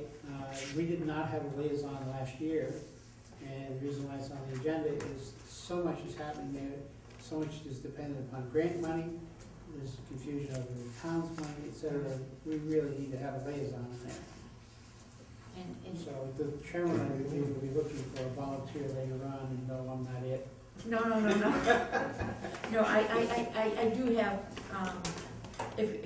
well, I do have a list of liaisons. Well, first of all, first and foremost, for David's situation, I need to appoint someone to capital planning. Because David has left the capital planning, which he really developed, and I had talked to Frank, and Frank is going to serve as the liaison. Basically, they meet during the daytime, he's been involved, it makes much more sense. Let me go down my list of liaisons, because I have something for all of you. Tom, I looked at you to be liaison with the treasurer collector, and the assessors department. Marilyn, we're looking for you to be the liaison with the media, particularly for printed. Revolving accounts in the town and school, involving the town and school, any legal matters, and benefits regarding legal matters, okay? Bonnie, community events, surprise, surprise. That's me. I also thought it would be beneficial to put you on the EMS as a liaison with David, because David's worked with them with the capital planning. So in conjunction, I'd like to see the two of you, because of this ambulance, I know David's got a lot of history. EMS or EMTs? It's EMS. EMS. Medical services. Okay. Okay, and Bonnie, I had one other thing that I'm hoping that you can take on as the Council on Aging. I can introduce you to the chairman of the board if you like. So, think about these assignments and get back to me if you have any problems, okay? Dominic, Well, at least I might actually get my questions answered after a year. I've got the Board of Health for you, Dominic, Veterans and Disability Commission, and the Planning, ZBA and CEDA. Say that one more time, dear? Board of Health, Yep. the Veterans/Disabilities Commission, and the Planning, meaning the ZBA Zone Board, and the CEDA. What was the last one? CEDA. CEDA? Zoning Board of Appeals and Can't give both / CEDA. All right. So then, on the board of health, I was doing inspectional services. You want me to stop that? Yes, Okay. yes. Stop inspectional services. Right. Okay. All right, Larry, I have you with the IT, Yep. Water Pollution Control Facility. Mm-hmm. You're gonna work with me and Guy. We're gonna work together. And the library. Okay. Sam, school committee loves working with you, so we're gonna send you back there. The audit committee and the town clerk. So we are gonna have an audit committee then? What? So they are gonna have an audit committee? Good. being worked on. I'm assuming that in town clerk. David, you with the police, you work in the police, animal control, harbor master, and work in conjunction with, Bonnie on the EMS. Police harbor master and who else? EMS, Everybody you're was working on, that. you're Oh, working, just police harbor master and animal control. Right. Okay. and EMS, you're on that as well too, okay? Frank, town administration, financial matters, reporting and budget, accounting, and municipal maintenance. And the only one we don't have is the building inspector, inspectional services. Hey, I was doing that, I was got a couple things going on with that, I'll keep that if you don't mind. Oh, we did have it with Tom, I did, I'm sorry. Right, okay. I get Larry, What? okay, hold on. How about, all right, Tom, would you mind doing the, if you wanna stick with the building, Yep. give Tom the zoning and the CETA, go the opposite way. Why don't we, you wanna switch it around and have, Don, why don't you stay with the ZBA and the CETA, and I had Tom, we'll put Tom with the building department. Okay? Do it, no problem. Tom, do you mind? Fine. Now, anyone has anything that they wanna discuss about these? They don't wanna do it, or they can't do it? No. Okay, just get in touch with me, go ahead. Something passed along, this came as strange to me, but I was at a dinner and there was a guy who claimed he was on the finance committee of the town of Falmouth. And we were talking about revenue coming in from harbor master accounts, specifically moorings. And he said in Falmouth that money goes just into the general fund. I told him that was not possible, and he said, well, we've been doing it for a great number of years. Any feedback on that? David? And I told him he was crazy, but, you know, which he might have been. If I remember back some 5 or 6 years ago, when I looked at it, we had passed a town meeting at some point that we would set aside some of the harbor master's fees into a, I'm not sure if it's a revolving account, but those monies are what he uses to buy himself a truck, a boat, motors, and otherwise it belongs to the general fund, the guy who worked on the robot. I mean, so this town has set up a fund, so those funds are laid aside and don't go into the general. May I make a suggestion? Sure. That maybe if you're liaison to this, maybe you would want to look and see whether all the funds that he gets are really necessary to conduct that area. And maybe some of it might go back into the general fund, not all of it. I think one of our biggest complaints is that he hasn't raised his fees over a period of time. Well, or, Yeah. you know, I'll take a look he at has it. he has an awful nice boat, which looks to me like overkill by That was the great, ton, That, yeah, that was. et cetera. That's, Good. I like Gary very much on this, and I think he does a good job. Now, before we get all up to that, part of that boat, I believe, was paid for with a grant. Federal grant. Yeah. So that's number one. That's why we have a nice boat, because we have some of the best grant writers in the state. We have a Which really is smart. great. Well, let me go on a little bit. His budget was cut last year, and I think this is the problem I see is that he has that to handle his equipment, but I'm telling you, they cut his budget and it went over to another department And he has some needs in his department as far as labor, and it's not being met because somebody arbitrarily, and I won't say arbitrarily, somebody made the effort to cut his budget.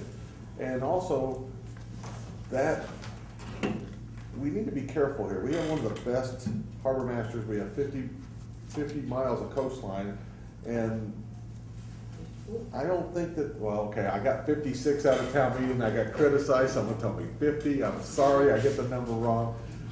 Take the lower number. Okay, I used 50 or 50 plus.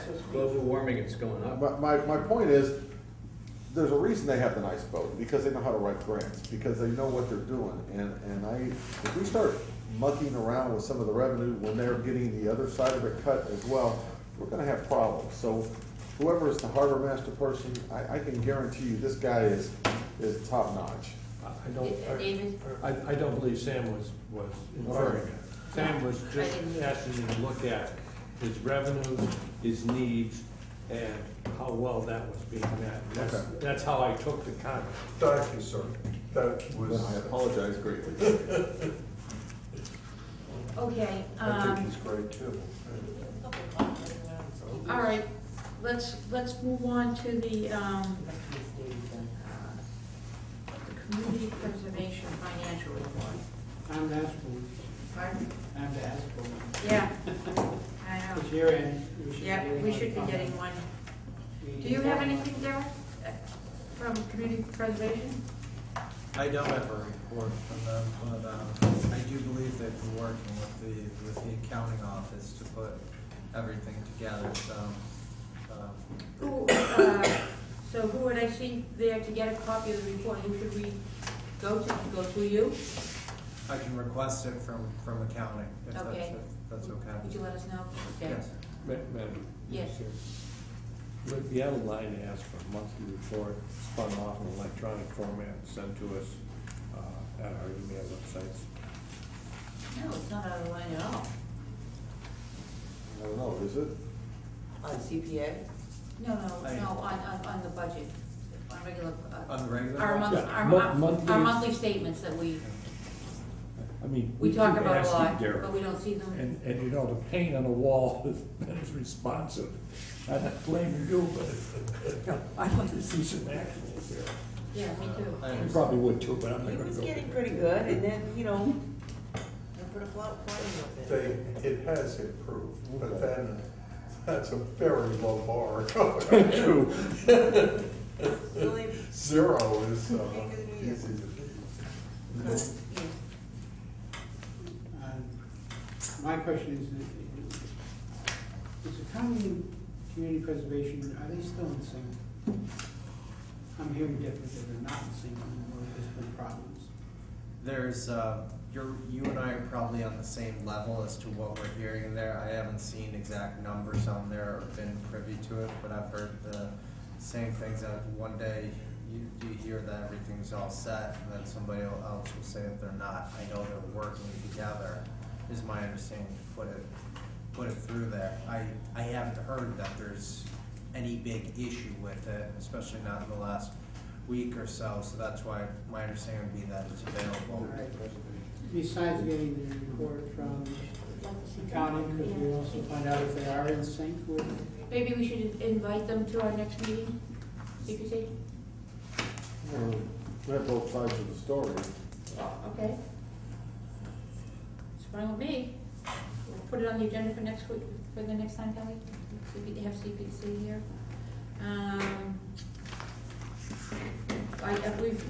The audit status, we've. No, go ahead, community preservation. Oh, I'm sorry, the legislation, yes, I'm sorry. Can I speak? Yes. You A at the helm. All right, a significant bill that passed the legislature has been signed into law by the governor related to community preservation. We sent you a copy. All right, there's some very, very significant changes as to how the money can be used, what qualifies to be used. There's been clear definition, or there's been clarification of definitions. All right, there's been changes, potential changes in the revenue, how it's calculated, where it comes from.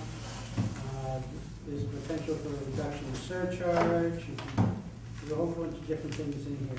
rather than try to go through it all the time, I would ask Yeah. that all of you read it, Read it. we probably should discuss it at the next meeting. Next. And the reason why I'm doing this is because when we go to do the articles for October, we're probably gonna have community preservation items in there. So we might be on top.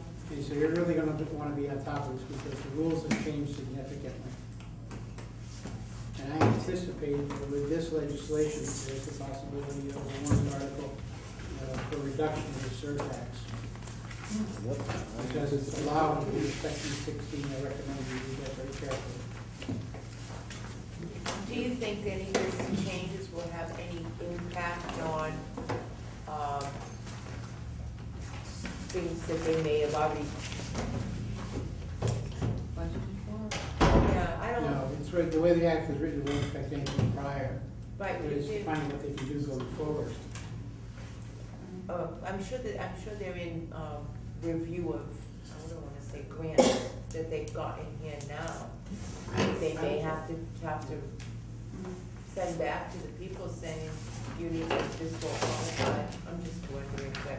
You know, what I've read so far was more an expansion, with the exception on the historic preservation, there was a bit of a Okay. constriction.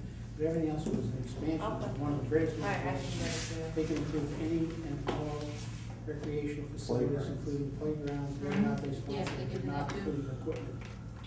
So it's really been broadened. So I expect we're gonna see a lot, they're gonna see a lot of requests once the word gets out on this. But then they'll have to see a pushback, all right, also on the funding, because we're at 3%, and there's a different way to do it. It doesn't have to be a surcharge, strictly a surcharge anymore. okay.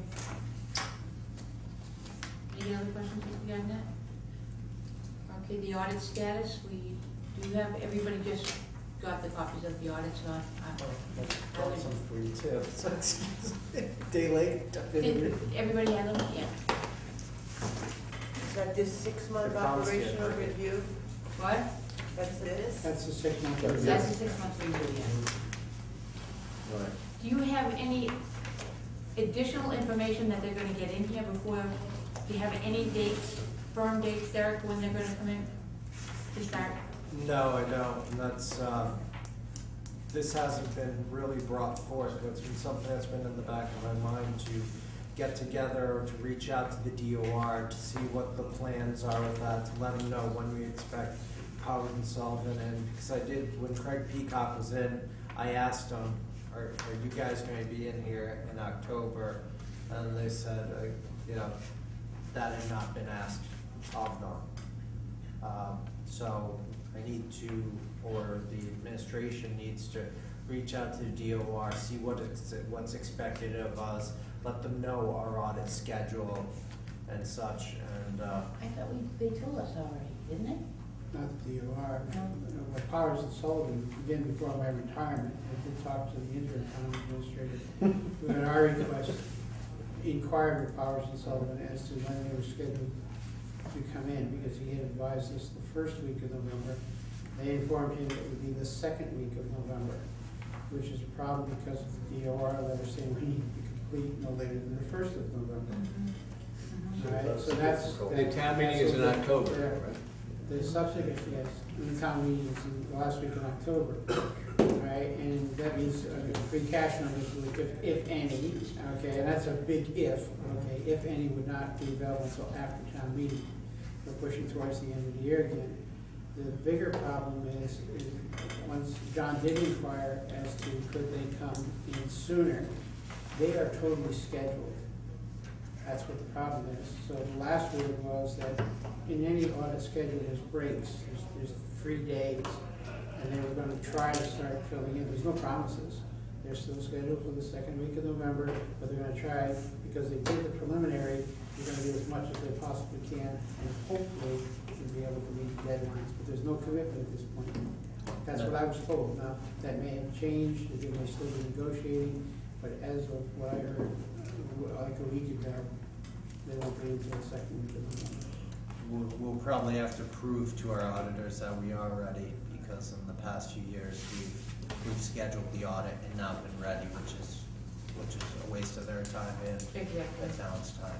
Are we gonna discuss this at all? Again, now, part of, can I also say that Most of us we were told that they would be in here in September and it all been confirmed, et cetera. My understanding is Powers and Sullivan said they were never asked to come in that early. That's what I, Yeah. Yeah. They were never notified. And this was another reason for us to come back and recommend again the audit committee, because the audit committee should be working with the auditors to set the dates, et cetera. And that's what audit committees do, okay? So that's why the audit committee came up with this. So, yeah, right now, we don't, I don't know, we haven't gotten any response from the DOR as to what's gonna happen with the deadlines. and I think that's the best thing we can do right now is to reach out to them. I think the guideline I've followed with the DOR is if there's an issue, bring it up to them right away. Don't wait till the last minute. Try and get things sorted out. Okay. All right, I see you're eager to get, to No, I discuss just- the, I'm sorry, I just wanted to know if we were gonna discuss it, or let everybody read it and then discuss it. I don't next know time. how read it, no. many. Well, I have too, but I'm I fine. haven't read it. Oh, that's what I mean, maybe No. we should wait till next time. to That's, give that's what everybody- I'm saying. Okay, that's what I was That's where I was asking. going. Thank you, Madam Chairman. Okay, so we'll put that on for next, yes, I- yes, sir? I disagree in one sense. Everybody should read it very, very carefully because things haven't changed very much. You need to read this. There are problems, there were problems with the NAG, with their relationship with our county, with our treasurer, and then also the fact that they have now left, and the recommendations in the report are for liaison work to be done with the NAG and the new account. That's not gonna happen, right? There's real problems. Yep. So I recommend you read it very, very closely, and we have the most robust discussion about what's gonna happen next time we meet. Are you saying that there was no overlap between the interim and the new account? Good, John. It wasn't. Wow, you are quick. Any reconciliations that were done individually, like the treasurer did theirs, the BMAG did theirs, and in some cases, town and county did theirs, and nobody talked. And the draft, they And- recommended they talk. And no overlap between the No, two? there's no communication between, there was overlap, but no communication.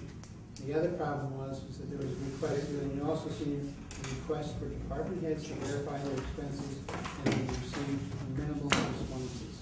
That was supposed to be, Well, that's what I said, please read it, we'll discuss it next Yeah, time. let's- I'm telling you, I'm trying to put everybody, there's a lot, I'll absorb it. because we have problems. may I just say, I might not be here for the next meeting.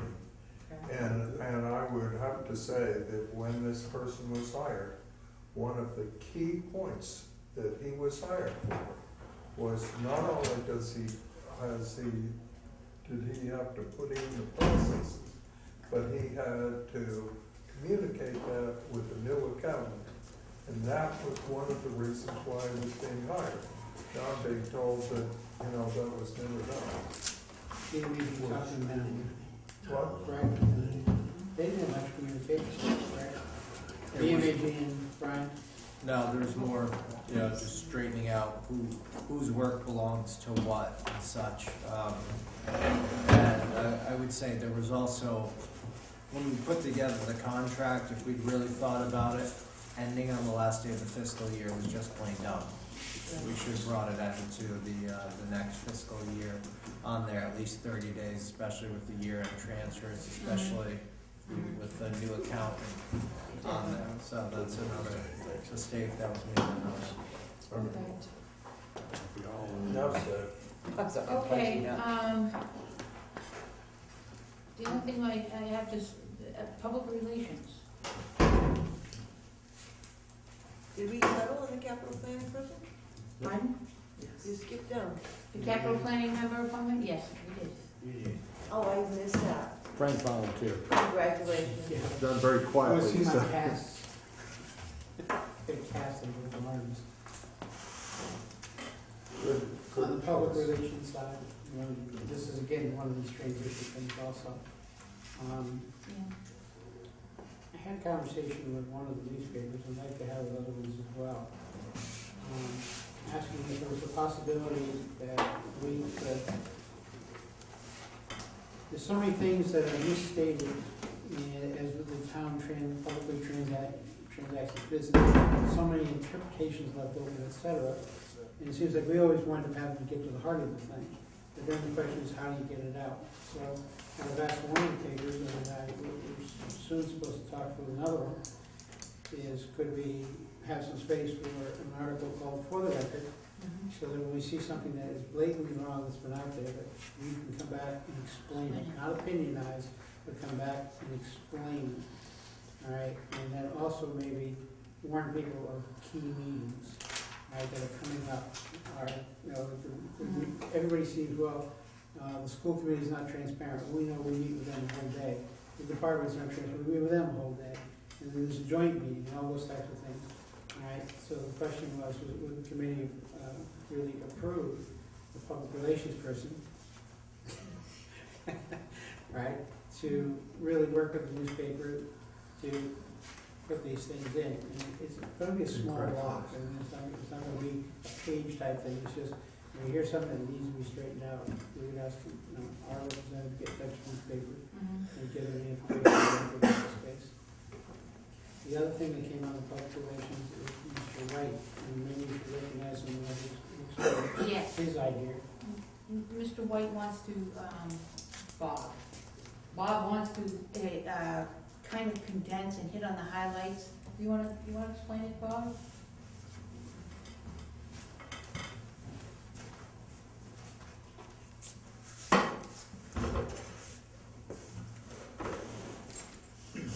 I think that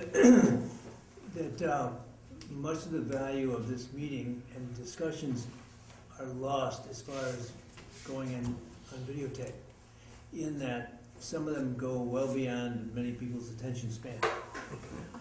And consequently, your message is lost. How many people do you want to commit to watching this meeting in its entirety? I would say not very many. You're right.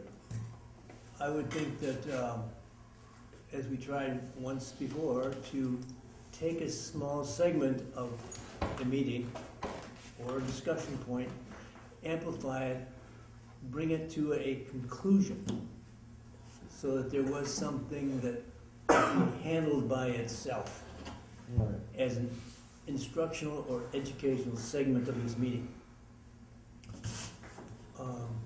I'm willing to do that with your help and involvement. I'm not going to select what you think is the most important or educational aspect of any particular meeting, but I will help to facilitate the technical side of it. Because I think much of your message is diluted because the discussion needs to be tied together in a package. And I can appreciate that, and I appreciate Jamie sitting here and sitting through our meetings and taking notes and really trying to do the synopsis of it. And I think that starting with the CPA changes is probably a very good place to start, because that's something that the public has some knowledge of. There's a lot of misconception out there, so I'm interested in doing something like that. I think the problem's going to come that it becomes, there are opinions involved. So would the committee be willing to, as we've done in the past with some of the warrant articles, have a majority and a minority or a pro and con opinion included as well, in addition to just the facts, because there are facts and then there are interpretations. Go ahead. Yeah, if I may, as far as the video is concerned, because Bob and I have talked about this quite a bit, we did one with Sam last year. It's just a matter of cutting a piece of the meeting out, setting aside, Sam did a very brief introduction. This occurred such and such a night, key point, and he didn't, no summary, no nothing. Okay. Just an introduction, and then, I don't know if you concluded it or not. I think there was They just played it. just an Okay. introduction, Just and played it it. just played out Right. as a part of an intellectual and educated discussion here. Right, so the idea was that it was no opinions at all. It was just whatever happened in the meeting happened in the meeting, that he fit it into a time frame as best he could. It was just an introduction to tell people what it was. And that way we didn't have to worry about everybody saying, well, it was a majority, minority, or whatever. That's a little. So the opinions are going to come out, the opinions are going to come out anyway. Yes. Yes, and They'll hear it all. That's why what he wants to do is because generally we do debate issues, all right, but they get lost in the last hour or somewhere. Exactly. Or, you know, Dave falls asleep or something like that. So, community preservation, for example, if someone makes a presentation, cohesive presentation on the article, bring up the high points, you follow it up with some discussion, and perhaps the ultimate goal would be that you actually have a statement as a result of that, or a position that you're going to take for the future on that. That would be, to my way of thinking, a valuable contribution. Not just to have the discussion and have it go nowhere. Now you're trying to manipulate how the committee works, shut them off. Well, I actually like that, Put it back on because the camera. it does cause us to come to some kind of consensus, which is what we're supposed to be about anyway. I think we generally do. But sometimes you're right, because, Draw it out. right, by the time we get to the conclusion, it's, I don't know. Hard to identify sometimes, and hard to identify the total commitment. Is this the committee position on this subject? Unless we have a vote, and then you pretty much have that, so. Yeah. Okay. He's always resisted editing. Okay. He doesn't want to do any editing? Well, I can see Because it. that becomes. Piecing us together in a little synopsis. You don't, Larry, editing is like magic. You can create any message you want to with magic. Right. And that's not the point We here. airbrush too, We're working on that. Makeup We've been people, working on yeah. that all evening. Okay. Thank you, Bob. All right. Let's, Wrap it up. liaison assignments, has there been any, reports? Anybody have any liaison reports? I just have a Yeah. minor update. Yes. As everybody shares. The CEC did vote to approve the community events chairman to authorize the acting town administrator to go through the purchasing process for the parking lot kiosk. Oh, that's good, Okay. yeah. In, what was the statement? They're seeking a legal opinion to make sure that this qualifies in the amount to go through the purchasing process. So I do have a meeting next week, and hopefully I'll have an update as to what progress that has made. That's great, that's a great thing. Any other reports? Okay, we'll just move on to any unanticipated items, new business? Oh, here he goes again. Go ahead, Time's up, Larry. Larry, Huh? what, Just a quick one, and believe me, I love any kind of good publicity we can possibly get at this point. But I'd like to see if we can get something on the agenda next time to talk a little bit about our brand new jet skis that were hitting the water. I do have a comment on them. Oh, well then I'll just touch Okay, it. so I did see 2 cops of Whiskey. You did see 2 cops, not only theme that, music in the background? but here, just briefly, I'd like to know, if we got 2 cops on the water, which I'm not sure how you arrest somebody, and I'm pretty sure you can't put them on the back of your jet skis. To shoot him. But my They point, float. well, no, because then your gun, you can't carry your gun. All right, It's all right, inside. okay, all right. I spoke to the chief, and I asked him about these, and these were gifted. Yes.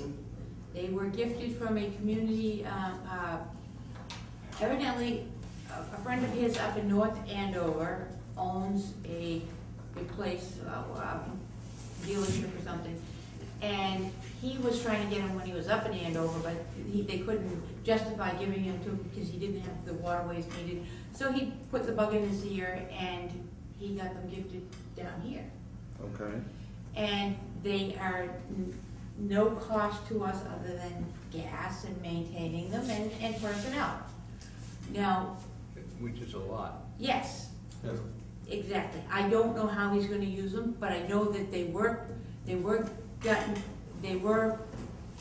gifts. David?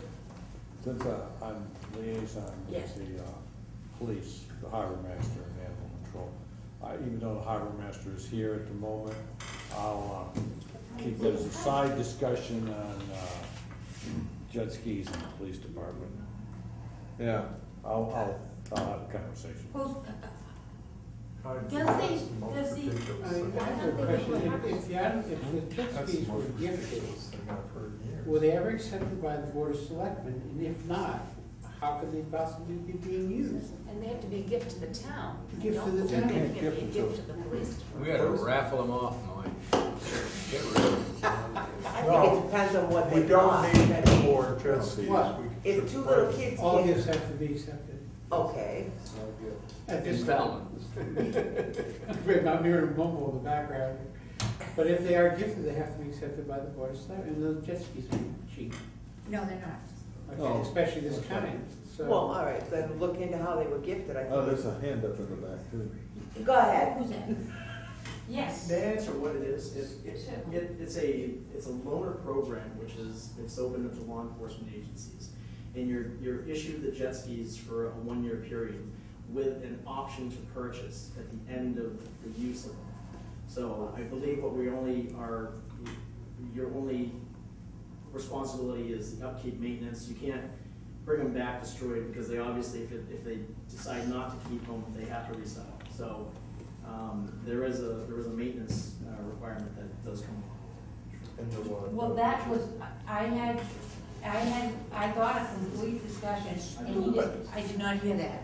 Well, that's what I mean about, you know, my only problem with the thing is, again, is we need to know these things just because there is a financial impact here. Absolutely. And here we are talking about big problems coming up in 2013. And no offense to our policemen, we're pulling 2 policemen off the street to run around on jet skis.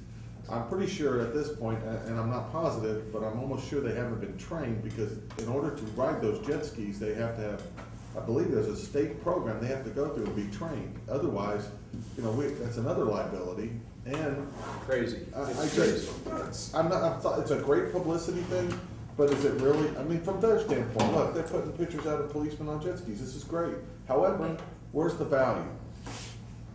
Well, I personally know the value since I saw them and what they were doing, and I thought they were doing a wonderful job since it was 4th of July weekend, and there were kids running all over the place with jet skis, okay? So how do you chase jet skis when you're on foot, okay? So they were doing a lot of crowd control and safety things, so I thought they were doing a nice thing. But And the jet skis in the air. Yes. I believe in the last few years, jet skis have actually been a problem in our waterways. Yeah. And I believe if they can solve that problem in our waterways, I think it will be an asset to the community. Well, let's get a full See what happens. disclosure. Madam Chair? Yes. On a $50 million budget, I don't see how our concerns on water skis is an imperative. It is up to the chief to manage his budget. He's got a budget. That's where we should be looking at, is how well he is managing his budget, not whether he's dealing with ski doos or tanks. How is he managing his budget? Right, And ski doos are rinky-dink in his budget. right. Agreed. Okay. Any other comments? No. Okay, I don't have any other new business. I'm yes. actually go back and that was part of the train exclusion application, but not the remainder of it. The debt exclusion did not go on the ballot, right? That was all about financing for 4 buses. All right? No decision is, that I talked again to the superintendent, no decision has been firmly made to cut services. Where they basically stand right now is they need 4 buses. Yep. Okay, and then the question is, how can the town afford to finance 4 buses? Or the selectmen, now, the financing of the buses, the procurement of the buses is the responsibility of the town. So the question is coming up as to who gets the bus transportation? Now, who's responsible to buy, who's responsible to run it, and all this other stuff. All right, and there is some conversation about, do they reactivate an action committee and try again with maybe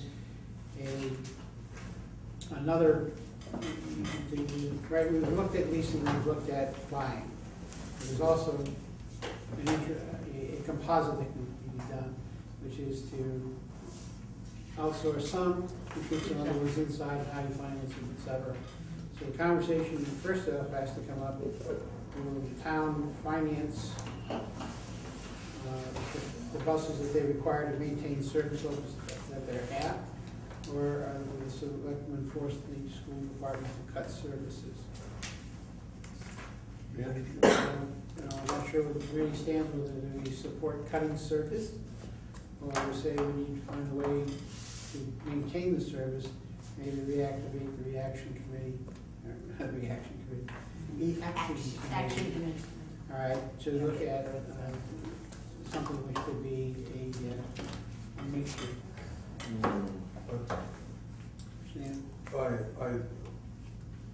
We can't do that ourselves.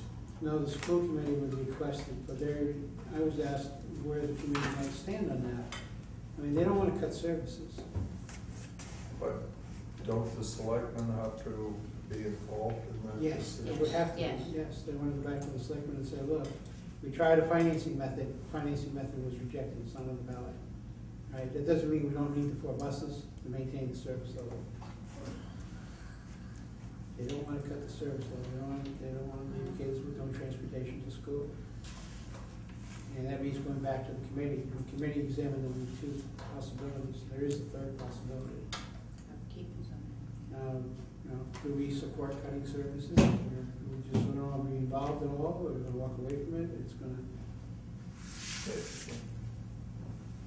Excuse me, but Yeah. isn't this a matter for discussion with the rest of the committee? I mean, I would think you would, if you were on that committee, you'd want to hear what the alternatives were and hear the negotiations back and forth. I'm not sure that the finance committee should say this is how we feel right now without hearing what others have to say. But hasn't the committee been disbanded, or is it? It's not meeting at all. Not meeting at all. I think then reactivation of the committee is step 1, because they haven't, I would support that. I mean, developing a new committee at this point is probably a moot point, so, I mean, either reactivation of the committee and come up with an alternative. It's still a problem, there's no solution been found. David? One nice thing about committees is there's a never-ending goal which we never reach. There's no sense of reactivating a committee, no sense of being on it, no sense of being part of it unless we set a definite time, date, certain that a report must be issued, because otherwise we'll spend another 2 years spinning our wheels. This is going on the 3rd year, isn't it now? Oh, 4, I'm sorry. So, this is ridiculous. It is. Because we don't have a time certain, in which we're going to say to town meeting, this is a report issued at town meeting, and let town meeting, all we do is study. Who organized this committee in the first place? Wasn't it the selectmen did? But the selectmen don't want to make a decision. Surprise. And aren't we at the point that we need to make a decision? Well, we've been at that point for 2 years. Well, There's gotta be something. Hold on, let's go in order, please. Tom? My understanding was that the selectmen voted not to put the funding on the ballot. That's the decision. It's Well, made. They didn't fix the problem. Huh? Sorry. It did. It establishes what the ground rules are. You've got to, they have to operate within the lower funding level. That's what, Yes.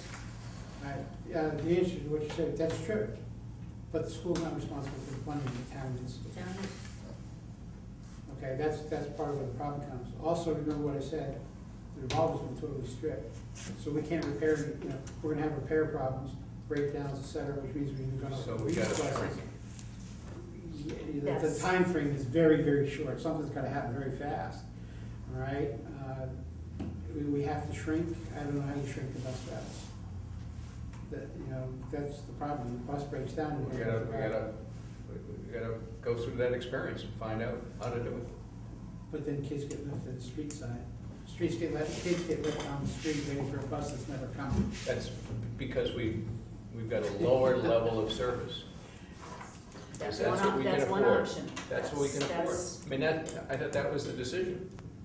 No, I don't think the decision was ever made to lower the surface Well, level. the last meeting, or whenever it was, the discussion was that Barry was going to recommend that they cut the service down to 8th grade and below. If they don't give them the funding. That's right. So that's it. They didn't give them the funding. Well, no, the funding never came up. It was, do we put something on the ballot as a debt exclusion? That's the problem. To fund it. Yeah, well, that's, you know, one of the alternatives, there's many ways to fund it. There's many ways to fund this whole thing. Okay. Okay. So does the committee have any suggestions that we should put forth to the committee? I mean, We're yeah, glad. that doesn't resolve the problem. Claire, Yes. Claire would like to make it. Oh, Claire, go ahead. Yeah, historically, in the past, 20 or 30 years, by tradition, committees such as this were always appointed by town meeting. They were appointed by town meeting, they were identified as to who would be on the committee, they were given a budget if needed, and they were told to come back either at the next annual or the next special or whatever. You know, if nothing's moving, why not put together a petition article? It only takes 10 signatures to put together a transportation made up of, name who you want, make them come back with a report in 6 months, a public hearing, have public hearings. I mean, you can identify in that article what you want them to do. Lay it out, this is what needs to be done, and give them a timeframe. Unfortunately, September's right around well, at least we could, it's better than doing nothing. It's better than sitting here doing nothing like there. Well, clearly, we can't do anything right now, but we could, if we did it that way, then we could have a time certain. We would have the people in the right room, and, you know, unless we include electroshock or something, we should be able to spur them. If we have, it's not, you know what, reforming the committee is not a bad idea, but reforming it with the same people is a terrible idea, because you can see the results of that committee. What we need to do is get the people in there that are going to get it done. And clearly, those people were not going to get it done. So this is where we have to go next. This is my suggestion. Does anybody want to work on an article? Let me throw that out. Does anyone want to work Let's on get an a town article? manager in here first, and then go from there. Let's get a manager that can sit on top of what the decisions are gonna be He'll be made. so covered up from the day he gets here to the, And if he's politically smart, he won't make the decision because he won't survive the next appointment. Again, I'm asking, is there anyone interested in working on an article to support this? well, don't look at me like that. Yes. We have time, I think, because there's going to have to be a resolution of this issue before September. There's either going to have to be another source of funding, or there's going to have to be cut in services. Right. That decision is going to have to get made in the next month, presumably. Depending on that, that still gives us enough time, if that's not a solution that we can stomach or that we feel is in the best interest of the town. At that point, we can work on an article in time for October. So I would just say, let's have the discussion, we'll think about it, let's see what happens. Okay. And get the vote from the election too. I would ask too, what's the odds of getting an outside party opinion? Like you guys had put forward these, or the college thing that you were gonna do, what was proposed before. Any chance that could happen between now and The October interns? again? No. No? No chance of that? I have school. There are. Summer. Could it be done as of September for an outside study group? I feel like this has just been thrown back and forth. I'd like to see a non-involved party study the situation. This weekend, the problem before, when we had that discussion, is that we couldn't get all the parties to stay I understand that. to work together. Yeah. Oh, my God, we'll make them walk.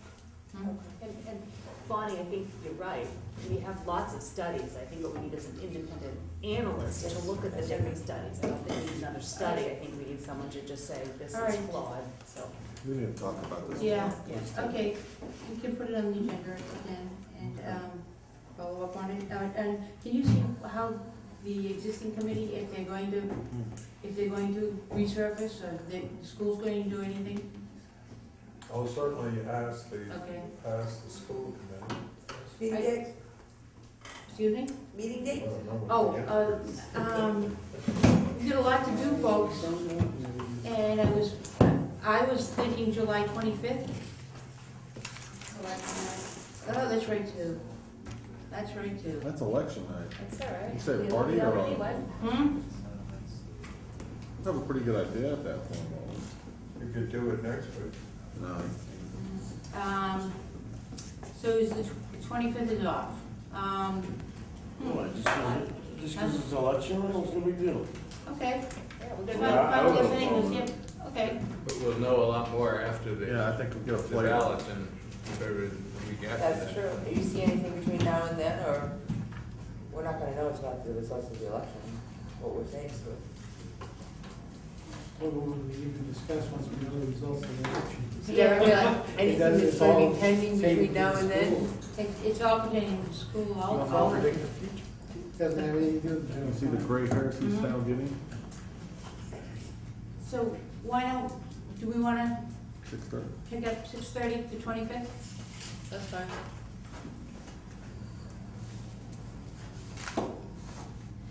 Same room? 7:25. What do we say? Narrows is always. And I would definitely encourage everybody to go through that audit and the preliminary audit, and we can have a meaningful discussion on that, and any new suggestions as far as what else you'd like to see on the agenda. And I certainly entertain a motion to. Wait, before you, Okay, go ahead. I'll make that motion to adjourn, but with regard to the date, the other thing we should be discussing is the CPC. Yes. We want to have a member of CPC in with us because they meet at the same nights that we do, and I don't know if we're off weeks or not. Okay, we'll be on the same night. So I just don't know if that puts us on their schedule. I would like to pay attention. All right, we'll talk to the CPC and see what Wednesdays, maybe we're on the off schedule, who knows? What? Motion to adjourn? Second. All those in favor? Aye. Opposed?